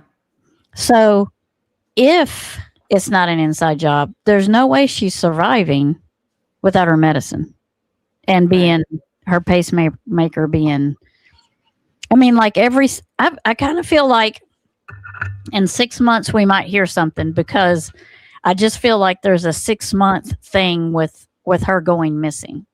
Yeah. So they're either going to have to bring her back for that pacemaker to be checked, or they've got some inside stuff going on. Or she's gonna have to be that she's not coming back. You know, that's what I'm saying. Like, they're gonna say something of where you're like, whether she's, don't expect it anymore. That's why I thought it's interesting that she came out and said that again. Yeah. Wanted renewed looks and stuff, because when she gave the last interview, it kind of seemed like she was asking it to be put to bed a little bit. Yeah. Other than just like thanking people to look. And, of course, if you see, you still say it. But she's asking for more help in this one than she was in the last one. Yeah. Yeah. So I'm like, I mean, with her health, and she can't physically get around well. So there's that also. Yeah. And I just think that they waited around. It never try to give any of the ransom. You never heard anything about it. They would just switch to a new ransom. And so that was just constantly changing. And what happened with Bitcoin? Did that just go away? Yeah, because then a new ransom would pop up. Right. So. And then they wouldn't even talk about the other one anymore. So now there's no ransom anymore. They don't want money now. So what's the point of keeping her? What was the point of taking her in the first place? Right. You know what I mean? Like, yeah. But if you're gonna keep her and you want money, and then all of a sudden now you're not sending a ransom note, well, then what do you got her for? Yeah. And why are they so sure that she's still alive too? If she had medicine and all those things. So yeah. And they know somebody knows something. Well, of course, you know what I mean? This lady didn't take off on her own, but I think it's you who knows. I mean, that's an open-ended question. You're trying to put it out there like, I know somebody knows something. Well, yeah. And you're trying to make it like it's y'all aren't the somebody. Right. Yeah. And the kidnapping theory didn't work. Yeah. Kidnappers would need her healthy, and they wouldn't take someone who's hard to keep, healthy or moving around. That would just be totally inconvenient. Right. So they wouldn't have taken somebody like that, in my opinion. So again, it was a whole stage thing. But I'm going to play this though real quick to see what the the tragic turn is here, because it has a question mark on their own video. So this is how you know it's clickbait too. Nancy Guthrie case takes a tragic turn. ... question mark TMZ. Well, yeah, it did or see, didn't TMZ. Like, her coming out and so let's speaking is, see. that's not, a tragic turn is they found her and she's not alive. That's a tragic turn, Right. in my opinion. The tragic turn is Savannah said something again and probably wasn't supposed to. So damn, now we're talking about it again. It's tragic. Yeah. I can't see what he stand said. TMZ. I can't blood stand looked like Yeah. inside the house. I went out and visited the house. I was actually out in Tucson. The blood stops at the end of that walkway. Today, I am joined by Morgan Wright, who is a former detective and is currently the CEO of the National Center for Open and Unsolved Cases. Today, he is here to talk to us about the Nancy Guthrie case. Mr. Wright, thank you so much for joining me. Hey, just call me Morgan, Jackson. I appreciate you having me on. Thank you. Of course. Well, just to get into this, look, it has been over a month and a half since Nancy Guthrie originally went missing. Who is and I this think dude? the main question on TMZ everybody's staffer? mind right now Yeah. Okay. is, He it looks seems young. like the person that did this is getting away with it. How, after 7 weeks, do we not have a Does person? his face almost not look like the face in the mask a little? Like the He lips looks- and the eyes? Was he the he one in looks- the mask? I think we found him, Tammy. Here we go. We just cracked the case. Yeah, he's got bushy TMZ. eyebrows too. He's Yeah, got kinda bushy looks like the eyebrows. guy. Mhm. Yeah. A little young. Nice, Yeah, plump, young. Yeah. of interest yeah. or a suspect, and at the very least, somebody connected to the case in custody. You know, Jackson, I thought it was a girl that's because the lips the were so full at silver first. bullet question. I mean, if we can answer that, that's I the one did. I thought everybody it was a wants girl to know. at I would first tell because you the that lips Ted were Yeah. so full. Kaczynski, He the looks Unabomber, 12. got away with his crimes for Everyone years. looks like the mask. Gary Ridgway, the Green River Killer, Love you got too, away man. with his crimes for years, and yet he was kidnapping women, vulnerable women, off the streets of Seattle in plain view of the police and doing this. So it is not that unlikely to think that somebody could get away with this, but it all boils down to kind of what you and I were talking at the beginning. It really determines how easy it's going to be to find this person is to make sure we have the crime correct. And I don't think we really know what the crime is. Either the crime was a burglary that went wrong, or it Nope. was never a burglary. And that's Right. going to determine the type of people you look for, the type of suspects, different skill sets, if you follow what I'm saying. But if I'm looking for a burglar in my days when I was doing the work, when I'm looking for a burglar, we knew people that did burglary. We knew what kind of skills they did. We know what kind of things they do, where they hung out, what their tool set would Exactly. look like, what type of actions they would take before. People How are many creatures of burglars habit. use plant? People behave In other the words, same. they know it's not a 9/11 burglar. hijackers, the They know that. 7705 train bombings, Lashkar-e-Taiba, the attackers in Mumbai. Everybody, even terrorists, follow what we call the terrorism planning cycle. So when I look at this, the first thing we have to come to terms with, was it a burglary gone wrong, or was it never a burglary? And then to your point, Jack, once we start addressing Right. that the way we should, that'll start telling us what kind of person should we be looking for, because somebody who does targeted kidnappings and targeted abductions is a different skill set and a different methodology I've and a different always tradecraft said. than Yep. somebody who's only there to commit burglary. Yeah, Yep. and this guy that came, or Mhm. whoever was there is no way this person knew what they were doing or was some kind of hired hitman or something. He was using plants off the own property. Like, I don't know what Yeah. kind of gloves those were. He had like a light in his mouth. Like, so Yeah. there's like numerous things where it just didn't shout professional. Yeah, that's what I was saying earlier. I'm like, this is not somebody that has done this before or often, because if it had been a professional person, they wouldn't have left blood drops. They wouldn't have been caught on camera.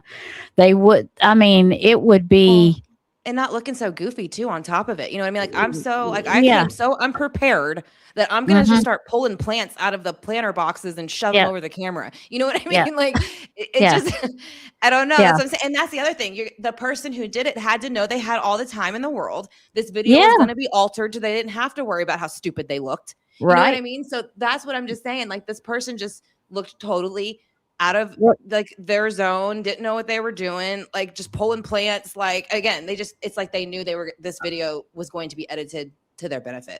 And they That's knew, and they wasn't in a hurry. Like, if you're going in to kidnap somebody or burglarize the house, you're going to go in and out. You're not going to hang around. If you're worried about the camera, you're going to put tape over it, or you're going to hit it with something and knock Yeah. it off. You're not And going to someone screw who's, around like, with it. No, and not someone who's like semi, I guess you could say. Like, I don't know if Yeah. I would say she's like high profile, but I mean, technically that's what they want you to think. They want you to think that she was because of who her daughter was. So let's just say she was. Again, why would the person hired be so like unexperienced? Yeah, because again, in my opinion, allegedly on my channel, I think it is an inside job. I do too.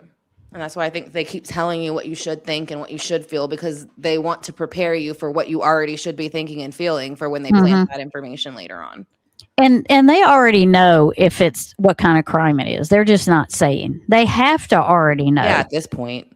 I mean, we're in it, 8 weeks, and you know they didn't steal anything. And you know that it's probably not a kidnapping because now all of a sudden they don't want money. Yeah. I mean, they don't really seem to want anything other than just TMZ's attention. And that's what I'm saying. What? So you have to look at why would that be? And the only thing that happened on the heels of was the Epstein release. And then you find out Savannah's husband's in it. So again, I still go back to, I feel like that has something to do with it. And I'll keep my tinfoil hat on for that one. Cause it's, and it's just, I don't, okay. Let's all just, it's like a dog chasing their tail in a circle and a circle and a circle. That's what it's like. That's what they're doing. And they want you to keep doing it. And then if you say anything other than that and you don't keep doing it, then like you're just crazy and you're just, again, that conspiracy theorist, or you're just trying to cause problems that aren't there or look for something that's not there. But it's like, we're not the ones that keep giving out like dummy bullshit information. Yeah, like left and right. So. And somebody said on Facebook that they put on Facebook that the sheriff was in trouble. Yeah, well, I meant to say that. Be. I mean, dang. Yeah, and they showed him driving around in some like really expensive car now. I don't know, and people are trying to say, when did he get that car? It's a really nice, fancy sports car. And then he's at the gym, and again, nothing wrong with going to the gym. I'm not saying that, but I'm saying like they were adding all these things up together, and they were saying like, yeah, he's in this really nice, expensive, fancy looking sports car now. And where does he live? Is his house that way too? Yeah. So that's that's a reading I need to do. Someone had asked me to do a reading.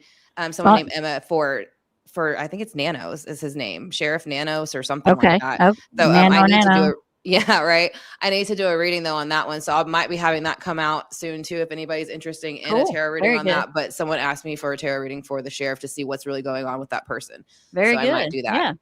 It's a vet, a Corvette, figures. I think so. Yeah, it's white. Midlife crisis. You're past pretty that, much. Dude. I think he's past that. Oh yeah, way past it. Yeah, that's what I said. He looks like Casey Anthony's dad and like the sheriff from I can't think of what movie it was, but like some scary teen movie, like all combined in one. Again, just some character, that's been thrown in front of us because he's so goofy looking that you're gonna just be like, oh, well, I just feel like I'm in a movie because it just seems so unreal, So it knocks you out of reality for a bit. I feel, you know what I mean? Yeah. Like you think you're looking at Casey Anthony's dad, and like some kind of Scream episode or something. Like I don't know.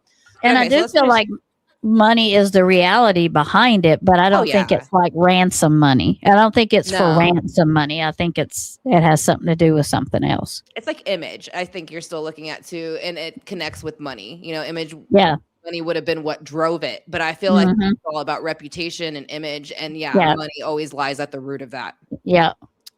So let me see. Bumbling distraction out of it. Yeah. Mm-hmm.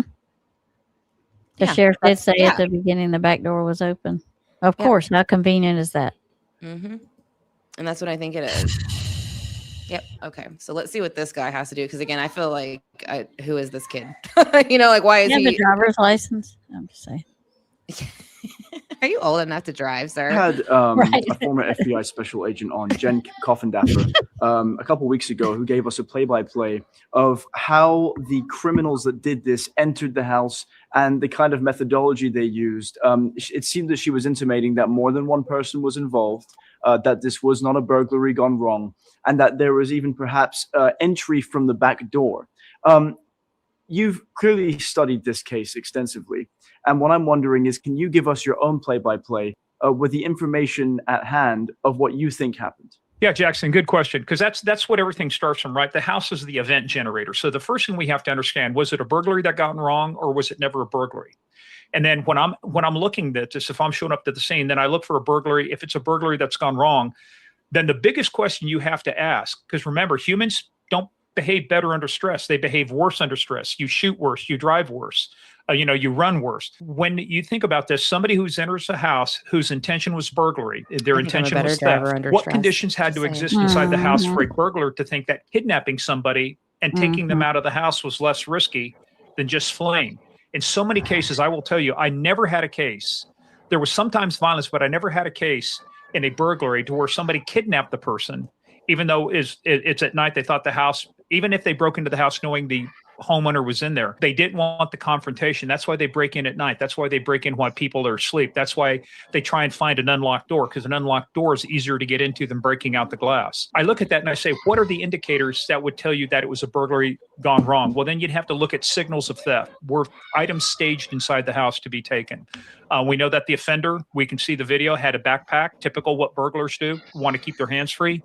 They use the bite light, again, keep their hands free. Same thing for auto burglars. They're basically set the same way. One's breaking into a car, one's breaking into a house. So I would look for what signals existed inside the house to tell me that this was a burglary gone wrong. Then you would have to show me, then why would that offender think that taking a body and increasing my risk, because then this does lead into, at some point there is, I believe, a second person involved, and I'll get to that on my other side of the binary question. Oh, and here's one other thing, Jackson, a lot of people aren't talking about. I'm going to ask you a question, and I want you to think about this, because a lot of people don't think through the whole thing. When I ask you, like, how do you get out of bed in the morning? It sounds like a weird question, but trust me, it's going to lead somewhere. How do you get out of bed in the morning? Well, to that I'd say I'd pull the blanket off of me and I'd put my feet on the ground. I'd kind of sit on the bed for a second before standing up. That's exactly right. That's what people do. A lot of say, I get out of bed, I take the blanket. Now let's assume it's 2 o'clock in the morning. You're in a house all by yourself and somebody decides that they want to abduct you. They're going to reach in and grab you out of your bed. Do you think the blanket and everything's going to be folded back the same way? No. What we're looking for are indicators. What does even the bedroom look like? Does the bed show indications that she got up and out of bed and had a confrontation with somebody, or was she taken from her bed? So that gets into, was it a targeted abduction? Then with the targeted abduction, again, you look for three things: entry, forced, consensual, or pre-staged. In this case, we know it was not pre-staged because we see the offender on the outside of the home. Then the question becomes, was it forced or consensual? Chances are she wouldn't open the door at 2 o'clock in the morning. I mean, that's human behavior. So what I've seen much of the drone video that flies around, there's no indications that there was forced entry. But here's the thing. She's 84 years old, lives in an area where very little crime, if any. Look, I'm pretty security conscious. I left my garage door open all night. And it's like, man, I forgot I did that. Is it unrealistic to think that an 84-year-old woman who just gets into a habit, thinks that her doors are locked, may have left the door open? That would have facilitated an entry into the home to make it easy. But that standpoint, to finish the other part of the binary, if they got into the home and it was a targeted abduction, I used to tell our teams a lot of times, especially our tactical teams, don't kick down the door. See if the door's open first. Why kick down the door when it's already unlocked? We don't need to do that. So they could have gotten in that way if it was a target. I didn't know the back door was unlocked, though. Then what we have is an 84-year-old woman, cardiac compromise, and waking up violently at 2 o'clock in the morning. I don't know if he means open as in white. Like it wasn't like pushed open aggressively the way they made it sound, though. Like it would have just been unlocked and so I mean that makes you wonder, was she prone to leave her doors unlocked? Because I don't think at 84 you would have started. I mean, I'll be almost asleep in my bed and I'll go out to the garage to check if the back doors, I mean, I could be half asleep and I'm like, oh, did I lock the back door? And I'll go out there just to check. So I just don't see someone at 84. Not saying you can never do that, but again, what are on the chances of the night she went missing? And that could have been too, if somebody had a key, they could have took her out the back door, and in their haste, they left it open to help look like she was taken out the back door, which she probably was taken out the back door. Yeah, and okay, is that why there's supposed to be no footage of her on camera too? Because why is there just footage of this person on camera, but not her? I never... Yeah. Is that supposed to be what the theory is, that she went out the back door and there's no camera back there? That's what I'm guessing. Yeah, because where's the theory to that? They want to tell you about everything else, even down to the damn plants, but they don't want to tell you about why the back door was open and if they think she was brought out it or not. And maybe I think that's a bit weird. You know, at the beginning, the sheriff said a lot, and then they got mad at him for saying a lot. So that's why I'm interested to do the reading a bit on him, to see what is he really in on this too, or is he getting like used as kind of like a tactic of like, you're just like, let's just point it at him and say he just fucked everything up. Well, it kind of sounds like, he wasn't in it in the beginning, and then he said things he shouldn't have said, and now they've had to his role is something different now. Yeah, I want to go back and watch his I guess press conferences from the very beginning, because I'd be interested to see, now that I've asked been to do like a reading just for him. I'm curious with just him. Because there's one he does afterwards, after he does the main one where he says a lot. And then he comes on the next one and he kind of retracts what he said. You can kind of tell he's a little aggravated. Like he's a little hostile. So it's like, did you get in trouble for saying too much, or you know what? Why are you? Yeah, it did seem like he got in trouble for something. I agree. Yeah. It does seem like he said something he wasn't supposed to say, but I'm just curious along what did he say? That's why I want to go back and watch that first one. I didn't watch the first one. I watched where he was aggravated. Right. Yeah. And then embarrassed or whatever, I guess you could say it is. But I'm going to take a break for just 1 second. I'll be back in just 1 minute. Okay. So I don't know if you want to look at the comments if I missed any. Yeah. Hi, chicken lady. You didn't miss the notification. Me and Megan just decided, just like yesterday, hey, we're going to go live around 12, and then I'm going to go live. It's probably going to be looking more like 5 o'clock, so that we can Megan can get stuff done around the house before she joins me. So it's probably going to be 5 o'clock, but we are going to go to Watts Island and watch some more back rubbing. We might learn something from rubbing backs.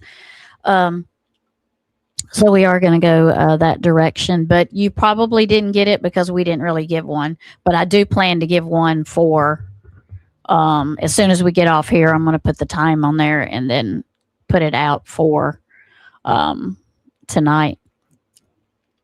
Oh, hey, Chief Wisdom. Hello. I thought the air felt different. I figured you had sent something my way. So welcome. Welcome, Chief. I swear every time I give that sheriff a benefit, I know he does something else stupid. I know. What was that about? So Chicken Lady said, I swear every time I give the sheriff a benefit of a doubt, he has something else. He does something else stupid.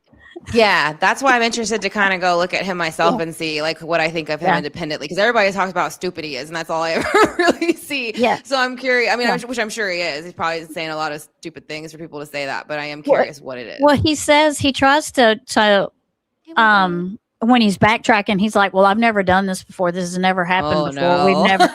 Yeah, I was like, "No, you didn't. You're not supposed to say that. You're not supposed to say. I haven't done it before either, and I know you shouldn't say that." I was like, "Oh no, it might not have been exactly like that, but it was something along those lines. Yeah. This has never happened before. I've never been put in a situation before, or something where I've had to talk, and I was like, stop, just keep." I've never had to do my job before.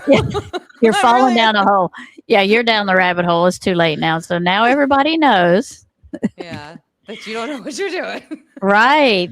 You may not, but don't tell people. I mean, you're old enough you should have went through something that would have even helped at that, you should be here. old enough too. Again, to like, no, you probably shouldn't say that either. Then if you don't know, it's better just to like fake it till you make it. I guess just pretend that you know what's happening. I don't know. I mean, of course you want the person to know, but if you definitely don't want them being like, well, I'm not confident in myself, you guys. I'm sorry. Right. He said in one interview that he's not searching. He said he had a team that does that. All right, then. It's kind of like Craddock always saying stupid stuff. So you like to sit and point and go do. You don't do boots on the ground. That's what that means to me. He's a micromanager. He just sits back and tells everybody what to do, but doesn't know how to do it at all himself. Right. The best ones, the ones that always end up in manager positions, because that's about all they know how to do is point and tell you what to do. Mm-hmm. And do a damn thing themselves. Hi, Running Gray Wolf. Nice to see you. Nice to see you. Yeah, I didn't have it set up, the link. Because I didn't know what I was even doing it completely on yet. And then I was like, well, let's check out the Duggars. And then I saw, this breaking tragic turn, and yet haven't seen the tragic turn other than just someone's opinion. But good opinion, I guess. First person who seemed to somewhat say it sounds like bullshit. So I guess we'll finish listening to what he's saying about it. But yeah. So here we go. It looks like he had been a state trooper before. Yeah. Behind him, it looks like. Yeah. Yeah. Yeah. He got that haircut. Blood. The question is, what does the blood look like inside the house? Is it a blood trail, which then leads you can reasonably infer that there's a second person because there's no pooling of blood. That person is not laying there. So there has to be then somebody that you call, because we know the blood. And I went out and visited the house. I was actually out in Tucson. I took a look on the ground. Oh, the really? Blood stops at the end of that walkway. You come down a set of steps, come out to the driveway. It ends right there. So it seems likely that this is a targeted abduction because How unlikely is it? We know from the timeline at 2:12 was when there was a motion inside the house, is what they're saying, according to the sheriff's timeline. 2:28, her pacemaker did not ping. So we have a 16-minute window. In 16 minutes, somebody who was there to commit burglary instead decides I'm going to kidnap somebody and now has to arrange all of the infrastructure, the transportation, the logistics, get somebody to come over. That becomes less tenuous. If the only thing supporting that pillar is narrative, once you take the narrative away, does that structural beam still stand? No. So over time, I started with the binary. I'm leading more and more towards it's a targeted abduction that went wrong. And when you say went wrong, what are the plethora of things? If you could give us an example. Oh, geez, dude, you got all day? I mean, clearly, like you said, she had pre-existing health issues, right? So it could have been respiratory failure, heart failure. You know, or maybe it was something that the abductors did to her. What goes through your mind when you think this could have gone wrong? What we know for a fact is that it's Nancy Guthrie's blood. We don't know how the blood got there. We don't know the mechanism of injury. So we don't know, did she cut herself on the way out of the bedroom? Was she assaulted? But in any event, you have an 84-year-old woman with a cardiac condition, woken up, I would say, violently at 2 o'clock in the morning, taken from her home. So there's control on the other side. So when I look at that, here's my concern. I know a lot of people that, and trust, I get that everybody says, well, we hope she's still alive. They acted as though it's a missing person. But at some point, I started saying the quiet part out loud because it informs how you do your investigation. It informs what the public thinks. In fact, with you guys, you're reporting on it. What the public is told is the way they perceive the case. There's things you go through. You go through things that are known. You go through things that are inferred. You go through things that are assumed, right? We have to be, and then amplified. The media amplifies. We take what is known, then we infer something, then we assume it's true, and then the media amplifies it. If the media, and not saying that they're doing it intentionally, but if you amplify something that's incorrect, now I'm looking for a missing person. What I said was we should start treating this as a no-body homicide because that changes your search tactics. That changes what you communicate to the public. I have no information other than just experience, but just reasoning it out to say that the reason that we haven't caught anybody, it's because these two actors, if Nancy died within a short amount of time of when she was taken control of, they would have realized that it was less risky to dispose of the body. Now, we're not looking for a concealed clandestine gravesite. It's very hard. I've been out in that area, the part of the desert. It's very tough to dig. So we're looking for a body dump, an open gravesite, or we're looking for a concealed gravesite. But the other thing, too, I would just leave with you, Jackson, think about this, that the reward now is up to what, $1.2, $1.3 million? Mm-hmm. I'm telling you right now, you and I just met, but I would dime you out for $50,000. You know, now you put 1.2 million on the table. If that doesn't move the needle, what does that tell you? I would say it's a very small group of people, no less than one. And I'd say no more, obviously no less than one, but no more than two involved in this, because if one person knows a secret and they tell somebody, it's no longer a secret. So I would say no more than two people involved because 1.2 million hasn't moved the needle yet. Interesting. So you think it's no more than two That's people. why I think she made the ransom so much money, because she knew she wasn't going to pay it to anybody. Yeah. That's what the video was about. That's what it was. Absolutely. I forgot at first. That's what Savannah's last video was about. It wasn't just the money she was giving to the missing and exploited children. And so it was also that she was putting up this big, huge ass ransom that took her a month to even say she was going to put out. And then when she did, I feel like the only reason she did it was because, again, she knew nobody was going to ask for it. Mm-hmm. So, I forgot. And I think I disagree with him on just two people. Yeah. Like maybe just two people actually physically did the work of it, but I feel like more people know about it. Exactly. Yeah. And the reason they're not talking because it's an inside job. Yeah. Why would they tell on their own family members? And now it's gone too far. Yeah. They'd all go to jail. And even the people outside of the family who probably knows about it. Because I still feel like even if I feel like it's an inside job, there's still at least one or two people outside of the family who knows about it too. Right. I mean, you didn't get all the security footage and stuff from nowhere. Right. And it took to after all this stuff started getting called out for all these things to come out too. Yeah. And then you found the glove how many days later? After you've already searched the property, then it's ain't O.J. Simpson. It's O.J. Simpson. Well, and then even the blood splatters, the reporters and people started saying the very first couple of days they saw it. And then it took like a week later for like the sheriff or somebody again to come out and be like, oh, by the way, we found blood splatters. I'm like, wait a second. Like reporters said that like a week ago. Yeah. Like, what about just the blood? now saw them? Like what were y'all doing? Yeah.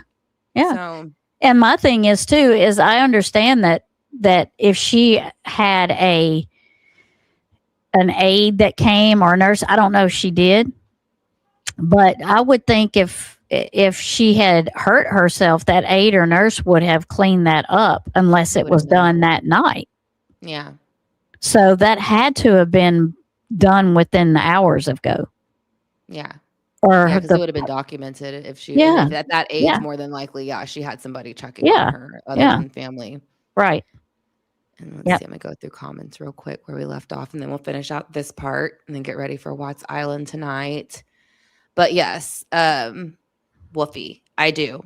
I think the daddy diddles a lot of them. So I Yes. think that's where this has kind of started too. And we watched some of Mhm. those interviews with Amy Duggar, who was his niece, the dad's niece, and she talks about that kind of, not directly, but she comes out and says it in a roundabout Yeah. way Yeah. that it's stemming from him.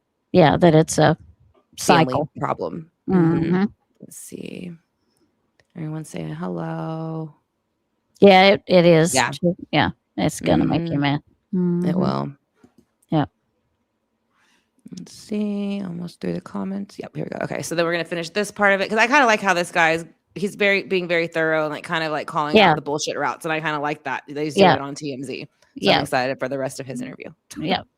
That, and what actually Savannah has intimated herself on social media is that Nancy is unfortunately no longer with us. So it's obviously the prospect of it being a homicide is obviously very tragic.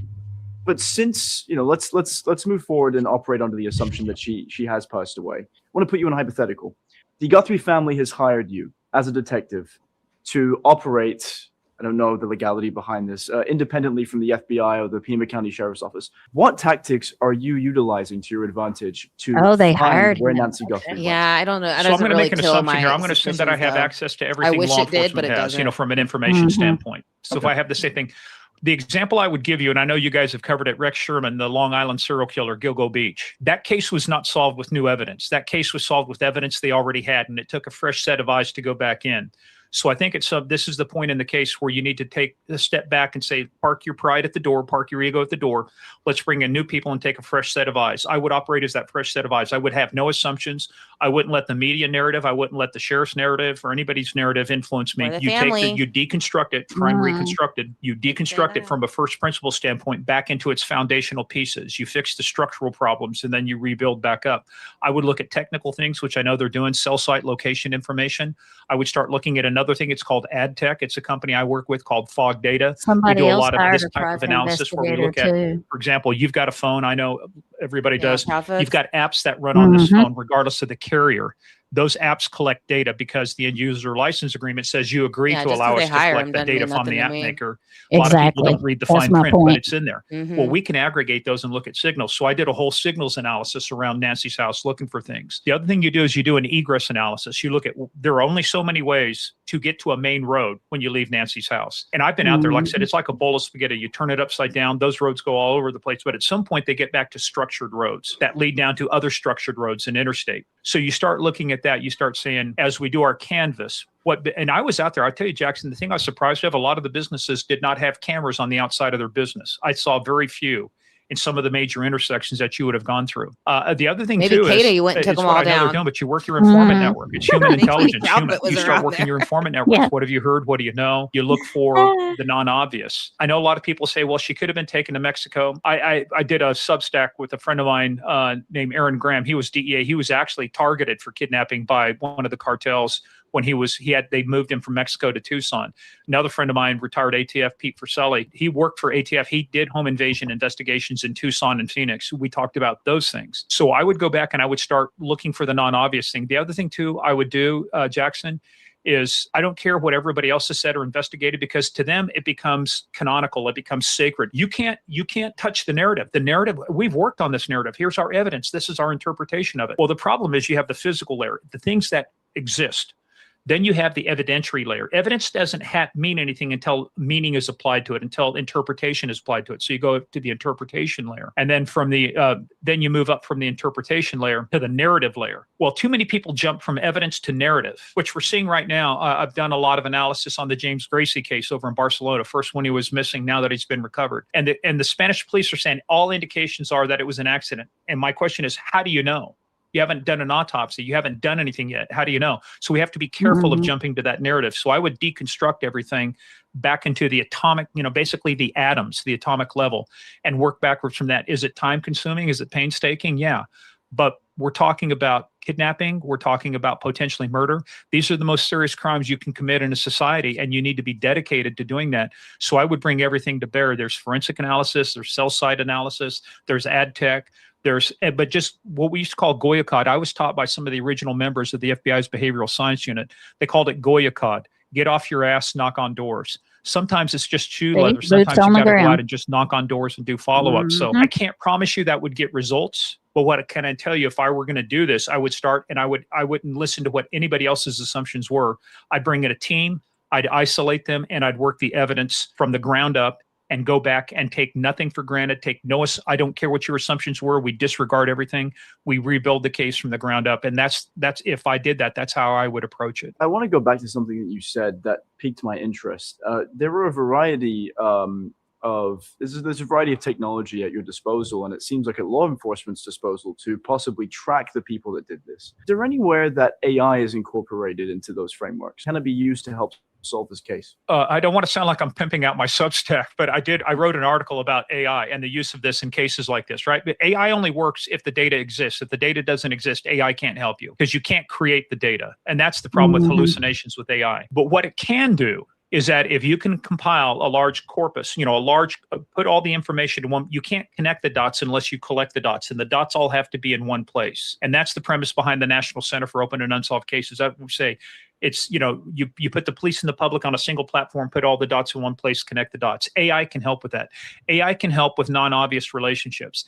AI can help and here's the biggest thing about AI though, Jackson. AI has to have guardrails too. You just cannot say, hey, ChatGPT, who killed Nancy Guthrie or who abducted her? You can't do that, right? So we actually, and one of the things we teach at the National Center and one of our law enforcement liaisons, I teach we're actually developing the rest of the course right now, but it's called Structured Prompts and AI for Criminal Investigations. It's how do you use structured prompts so that you can take advantage of open source. I do this on fugitive cases for the U.S. Marshals. One of our law enforcement liaisons just worked with the Texas Rangers on one of their cases, gave them 19 pages of information they did not know exist because we used a structured prompt. So there are a lot of creative ways that we can use technology. You have to define what you want out of it first. You cannot just say, hey, Claude, hey, Grok, go do this. Context. What's the role that you're assuming? Are you an analyst? Are you an investigator? Are you a reporter? Make sure that it asks you questions to clarify and deepen the understanding of what the task is, and then give it a task. I want you to produce a report. The structured prompt just for homicide investigations that I use is 2 pages long. That's not actually a long prompt considering some of the others, but it's long enough that it does what we need it to do. So that's the danger with AI. It has a lot of promise, but it is not a silver bullet. It has to be constrained. It's a weapon,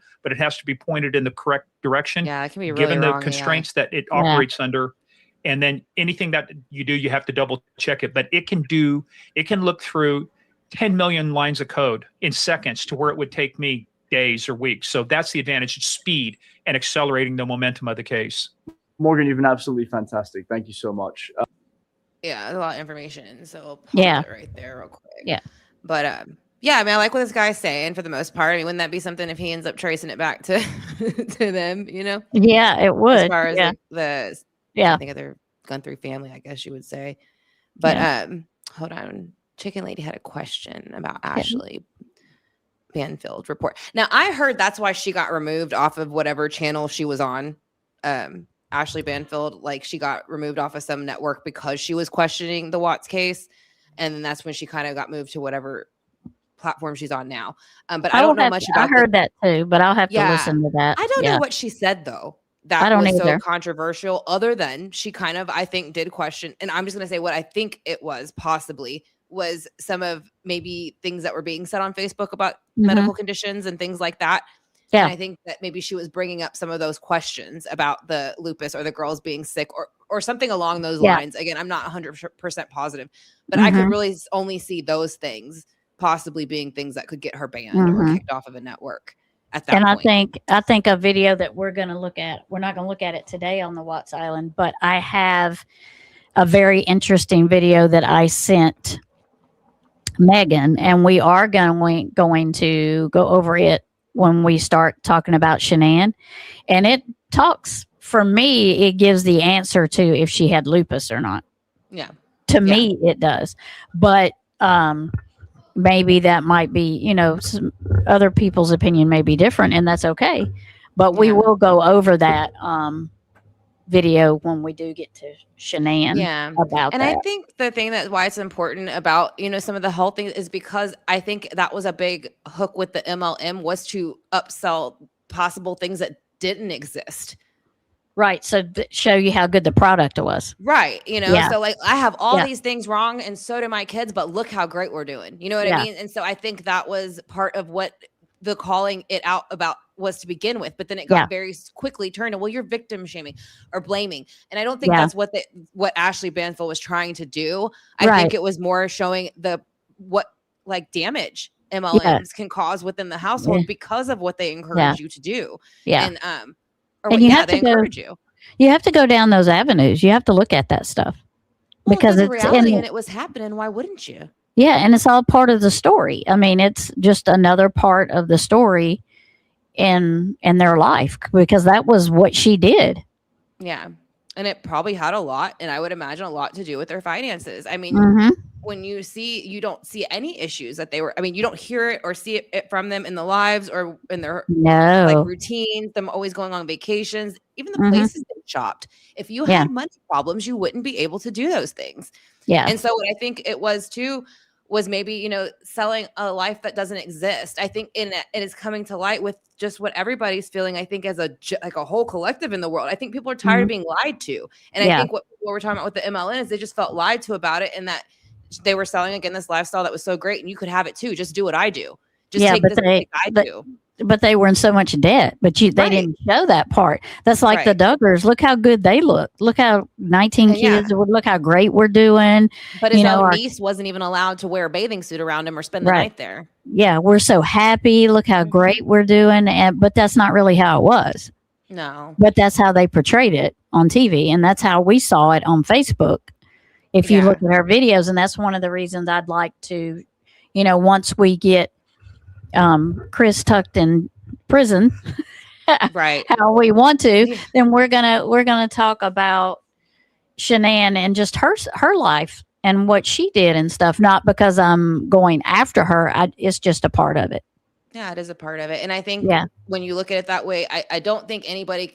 I mean, if you've never dealt with anybody who has similar abusive or narcissistic tendencies like those people dealt with in their relationships, what led to their murders or whatever, then that's probably great. You've never dealt with that in your whole life. But I think most people have somebody or a situation or a relationship in their life. They can say, yeah, that relationship was like that. And I remember people making me feel bad for saying I didn't want to be around them anymore. I didn't want to be a part of it anymore. I wanted to say something because something was going wrong. And look what happened.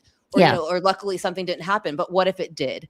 And what you if something probably would have happened? Didn't have a name for it. Yeah. At that time. But now oh yeah, they were a narcissist or they were whatever.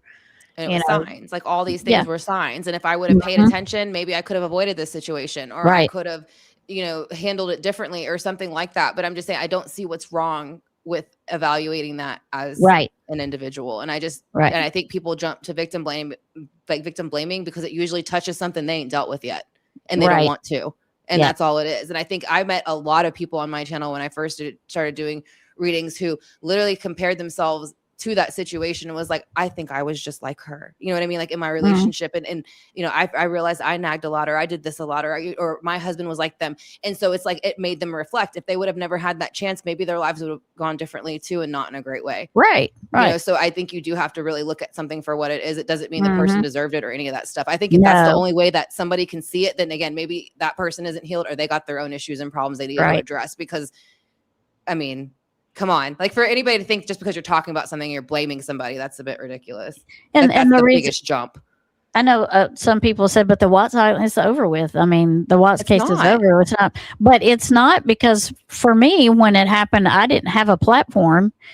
Although I did go on like Unjustified and Cher's channel, and I did say what I thought, but I really didn't say what I thought. I really didn't get a chance to go to the case and say what I wanted to say. And I am a big believer in that you can learn from anything, no matter how many times you watch it, you see things you didn't see before. Right. And I just don't believe that everybody that is involved in that has paid for it. That's just my opinion. Yeah. And I want to talk about it. So I think and it's my platform, and that's what I want to do. So that's why I'm talking about the watch. And I think it's important too. Like, it just shows you like something that maybe you didn't see before. Like, I think I've learned more from listening to the channels I don't agree with, or the people I don't agree with sometimes than I've ever learned just sitting with someone who agrees with me. Yeah. Completely. You know what I mean? Like I said, there was certain things, like when I first started watching channels who looked at it at a different view, I was like, oh wow, that's kind of risky, like bringing it up that way. But then when you start watching the paperwork, like they have all the paperwork, it's not made up stuff that they're looking at, you know? So it's like, well, they kind of have a point. You know what I mean? Yeah. And so it starts making you wonder, well, am I victim blaming? Because everybody says, well, if I believe them, then I'm doing it too. You know what I mean? But then you realize that's not it. Like, you're just evaluating it. You're just thinking about it, analyzing it. So, but yeah, I don't know. I just think that's the interesting part. And that's kind of where Ashley Banfield got caught up. Yeah. You know? Moonchild, good night, in case you've already said it. I'm sorry. Good night. Have a good night. Yes. And then we'll finish. Let me see how much. I think this is probably the end right here. So let's see what this is saying this last 3 minutes. If he doesn't say anything, then we'll kind of go ahead and I guess end it here and then get ready for the next one. But I'm just curious if he's going to add anything extra right here. Sure. Yeah. Okay. I have one more question for you. Do you ever see this case getting solved? There's two things. There's cases that are closed and cases that are resolved. I don't think this case will ever, because you can close a case without resolving all the major issues. We've done that on homicides before, where they do it with fugitives. I mean, 100 years later, pretty sure the guy's dead. So you can close the case, but you haven't resolved the structural issues in it. Yeah. This case, I think all the information they need to solve the case is in their possession. All the information we needed to solve the DC sniper was in our possession. I did a whole briefing to the FBI on that. Do I think it? I can't tell you. What I can tell you is that they have to continue to take the steps. If the case is solved, I think it's going to come down to a lucky break. Sometimes you need luck. Sometimes I'd rather be lucky than good, as they say. Sometimes you need a citizen that overhears. Time, the other thing too, we found with unsolved homicides that have gone on for 10, 15 years, a fraternity brother of mine retired as a Cincinnati detective. But before he did, they went back and solved a 44-year-old case of the only unsolved officer killed in Cincinnati. And they did it because they went back and they just did interviews, and the family members said, "Oh, you're here because my dad killed that cop with a 38," which was exactly it. They were able to at that point not only close the case but resolve the case. They couldn't prosecute him because he was dead. Yeah, because he's dead, so they don't care anymore. These are the toughest things to answer. Right. Do I want it Same reason why the solved? box is sealed. Same. That's what I'm saying. Yeah, because they're dead, so they don't care anymore. Right. Will it be solved? Not up to me. It's up to the evidence. It's up to the people. It's up to the perpetrators maybe making a mistake, information getting out. But that's why you have to maintain persistence. That's why you have to keep following up on this. Sometimes uncertainty, you have to accept uncertainty. And them kids probably hated their dad. They probably a complete asshole, beating the crap out or something like that. They're probably just waiting for somebody to come by and be like, "Hey, did you remember this?" And like, "Oh yeah, where you been?" You know what I mean? Like, not even realizing, like, yeah, we could probably go in there thinking nobody would listen to them still or something like that. And I think it's great that they solve them, but it's sad that the person never paid for it. Yeah. They just lived their full life, and that's, they will pay for it now as they're gone. But I'm just saying, it's a shame that they didn't. Not on our earthly justice like you want to see. Yeah, it's a shame because, that cop's family never got justice. Yeah. If you think about it. And that's kind of where I think, and interestingly enough, Amy's interview pops up right here about how she, kind of was finally saying all this stuff and telling the truth finally, because like, it's never going to stop unless you tell the truth, which this, kids are saying, yeah, actually my dad's the one that killed that cop, by the way, again, probably just waiting for the time to finally just say something. Yeah. So it just shows you too how much people really want to do the right thing too and want to do good, but they just think they can't because whether their families have silenced them, told them not to say anything, or they're black sheep, or they're conspiracy theorists, or they're crazy if they do, right? So I think that it's kind of interesting how even right here, what he's saying ties back to what Amy Duggar said about her family, which ties back to some of the stuff we hear about the other cases with the children and stuff that's happened. So and Ronnie, that's the other thing is some people never heard of the Watts case. Right. Surprisingly, yeah. Yeah, it is. But, there again, it was only 3 days. And then he was in jail, and then he was prosecuted by November, but there's so much evidence out there. There's so many channels that have done it, and so many questions that I think it would probably still be studied, but I think it wouldn't be as much studied or talked about if they'd prosecuted everybody. I think it'd be more outrage than anything at this point when they're like, I can't believe y'all kept all this, or why didn't y'all tell us this, or something like that. I think it'd be more of that we'd be dealing with than versus like anything else. Because I think most people, again, like a community perspective of what's happened and what people think, I think is usually a pretty good idea. I think most of like that officer who was just on there, like, what does the community think? What does the public think? Usually what they think is almost down the route of what happened. Yeah. They just want you to discredit your instincts and your gut. That's all. And sometimes they don't want to take the public's view or answer. They just kind of disregard what the public or the community or the neighbors have to say. But I mean, and that's like with a lot of YouTubers. They have a lot of good, studying and good breaking things down, and I think they don't listen enough to what some of the YouTubers do. Now there's some that they really go the wrong way, but I think the people that they should be listening to, I think they discredit a lot. Yeah. Yeah. Because there's some people who have been looking at certain cases for years, like spending all their personal time on it. Like I know Mob Crew has been doing that with Sebastian's case for the longest. Yeah. I mean, he's been going to see about the cemeteries and, what happened with the cameras that night and going through all that stuff. And I wouldn't know how to do any of that camera stuff, so it's great that there's people that know how to do all that stuff. So, and I mean, you just hope like when they turn it in, somebody actually, like you're saying, actually sits down and looks at it and takes it serious, because what's the difference between someone who's just as invested in spending 2 or 3 years of their life doing something than someone who like Eric Craddock, who sits there and does nothing. Yeah. But he's in charge of the whole thing. Yeah. Cause a tip is a tip. A tip, a tip is a tip. And they say that's what keeps cases alive is tips. And things coming in, people sending stuff in, the hotline and stuff. As long as there's tips to follow and leads to follow, that keeps a case open. So that's what worries me about Sebastian's case. Are they telling me they're getting tips and leads every week and they're following them? I don't believe that. I don't either. Yeah, but they're also not telling you it's closed. So yeah, it's purposeful, like manipulation and confusion. Yeah. It's always been that way with his, like with Summers again. And I think that the CPS system in Tennessee had a lot to do with why these kids are missing. I think that they were the ones also helping sell them off in the trafficking that runs through Tennessee. And I think that's why a lot of their systems are being questioned in Tennessee right now. Some of these places have already started dismantling CPS in their states. Like they've already started to like destroy the system and start to rebuild it. So they're I think trying the same to thing kind of needs to happen in Tennessee, a lot, pretty much everywhere. Yeah, pretty much everywhere, but for Tennessee for sure, because you can see. Well, they're trying to do it here too. It's not CPS here. It's DFAS. Yeah. Is it DFAS? I think but they're trying to do that here also. It's been it's a little different everywhere. Yeah. And I think it would be good, again, just to kind of dismantle it, rebuild it, and then hopefully we can get something better out of it, because it's definitely not doing us any good here. I mean, you look at all these kids, and again, a lot of that was involved before it ever happened. Right. But all right. Well, thank you for looking at these with me for the Duggars and then the little bit of Guthrie, and then we'll, meet again for Watts Island a little bit later. I'm excited. Sure.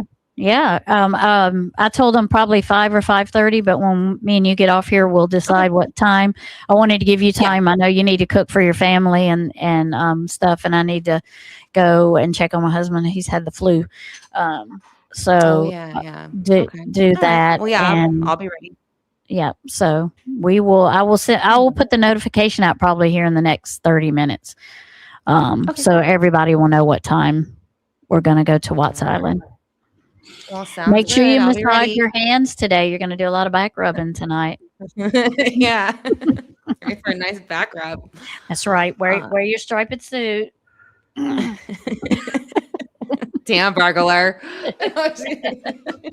Don't forget to bring Jim. We got to make some fashion statements tonight. Okay. Yeah.